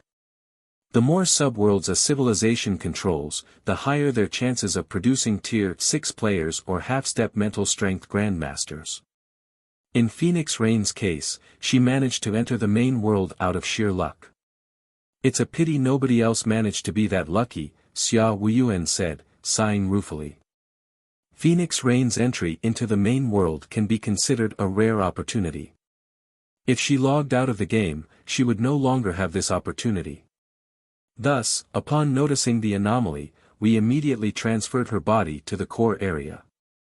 With the core area's power, she won't have to worry about her physical body even if she remains in the main world for a long period. Shifeng understood what Xia Wuyuan was trying to say. Since a mental strength Grandmaster could bring only 60 people with them into the main world, every additional combatant Earth could get into the main world was incredibly precious. Hence, it was only natural for the Green God Company to want Phoenix Rain to remain connected to the main world. But it's fine now. With you here, we'll have a much easier time in the main world, Xia Wuyuan said, smiling. It doesn't matter even if Phoenix Rain returns since you have brought 60 additional slots to our world. Once news of your breakthrough spreads, the various upper zones' old bastards will probably try to buy these slots from you. However, you mustn't sell the slots to them on a whim. Back then, those old bastards stole a lot of resources from Yuantian City's upper zone. Our upper zone will be relying on you to reclaim our reputation. If you wish to deal with Fu Jiuzhong, you can also apply to get him banished from the upper zone. I bet that old bastard in Haitian City's upper zone won't dare say anything about it. Shifeng nodded at Xia Wuyuan's words. As for Fu Jiuzhong, Shifeng was no longer concerned about the Infinity Master. This was because a mental strength Grandmaster was many times more powerful than a 3-star mental strength master. He could even make Fu Jiuzhong suffer a mental breakdown. Afterward, just as Xia Wuyuan said, the general managers of the various upper zones around the world all paid a visit to Yuantian City's upper zone, and every one of them wanted the entry slots for the main world of God's domain. Moreover, without Shifeng saying anything, Haitian City's upper zone had taken the initiative to banish and imprison Fu Jiuzhong. However, Shifeng did not casually sell his entry slots. After all, now that he knew the main god's domain's importance, he naturally had to give zero-wing priority for these slots. In the end, he chose to sell only 10 slots to the top 10 upper zones in the world, gaining one favor from these upper zones: the creation of his own upper zone. The upper zones located around the world weren't natural occurrences. Instead, they were created using the four-dimensional civilization's technology. Read latest chapters at Wuxia World. EU. However, the creation of every upper zone required a lot of resources, many of which these top-ranking upper zones could provide. Once he had these resources, so long as he obtained a few more items from the main god's domain, he could create his very own upper zone. Once he had his own upper zone, he would no longer have to follow the rules of other upper zones. He could bring anyone he wanted into his upper zone. Time passed swiftly. In the blink of an eye, 3 months had already gone by since Shifeng became a mental strength grandmaster. During these 3 months, Shifeng had brought his family and Zero Wing's many core members into Yuantian City's upper zone one after another. Afterward, he had Zero Wing compete fervently for resources and players in God's domain. He had even tasked the guild with preparing to invade the outer world and plunder the resources there. In addition, thanks to the upper zone's resources and the ancient god's legacy, Gentle Snow, Aqua Rose, Violet Cloud, Fire Dance, Cold Shadow, Yen Tianqing, Lifeless Thorn, and Blue Frost also successfully reached Tier 6. This meant that they had become half-step mental strength grandmasters and were qualified to enter the main god's domain. Inside a large mansion in the core area of Yuantian City's upper zone.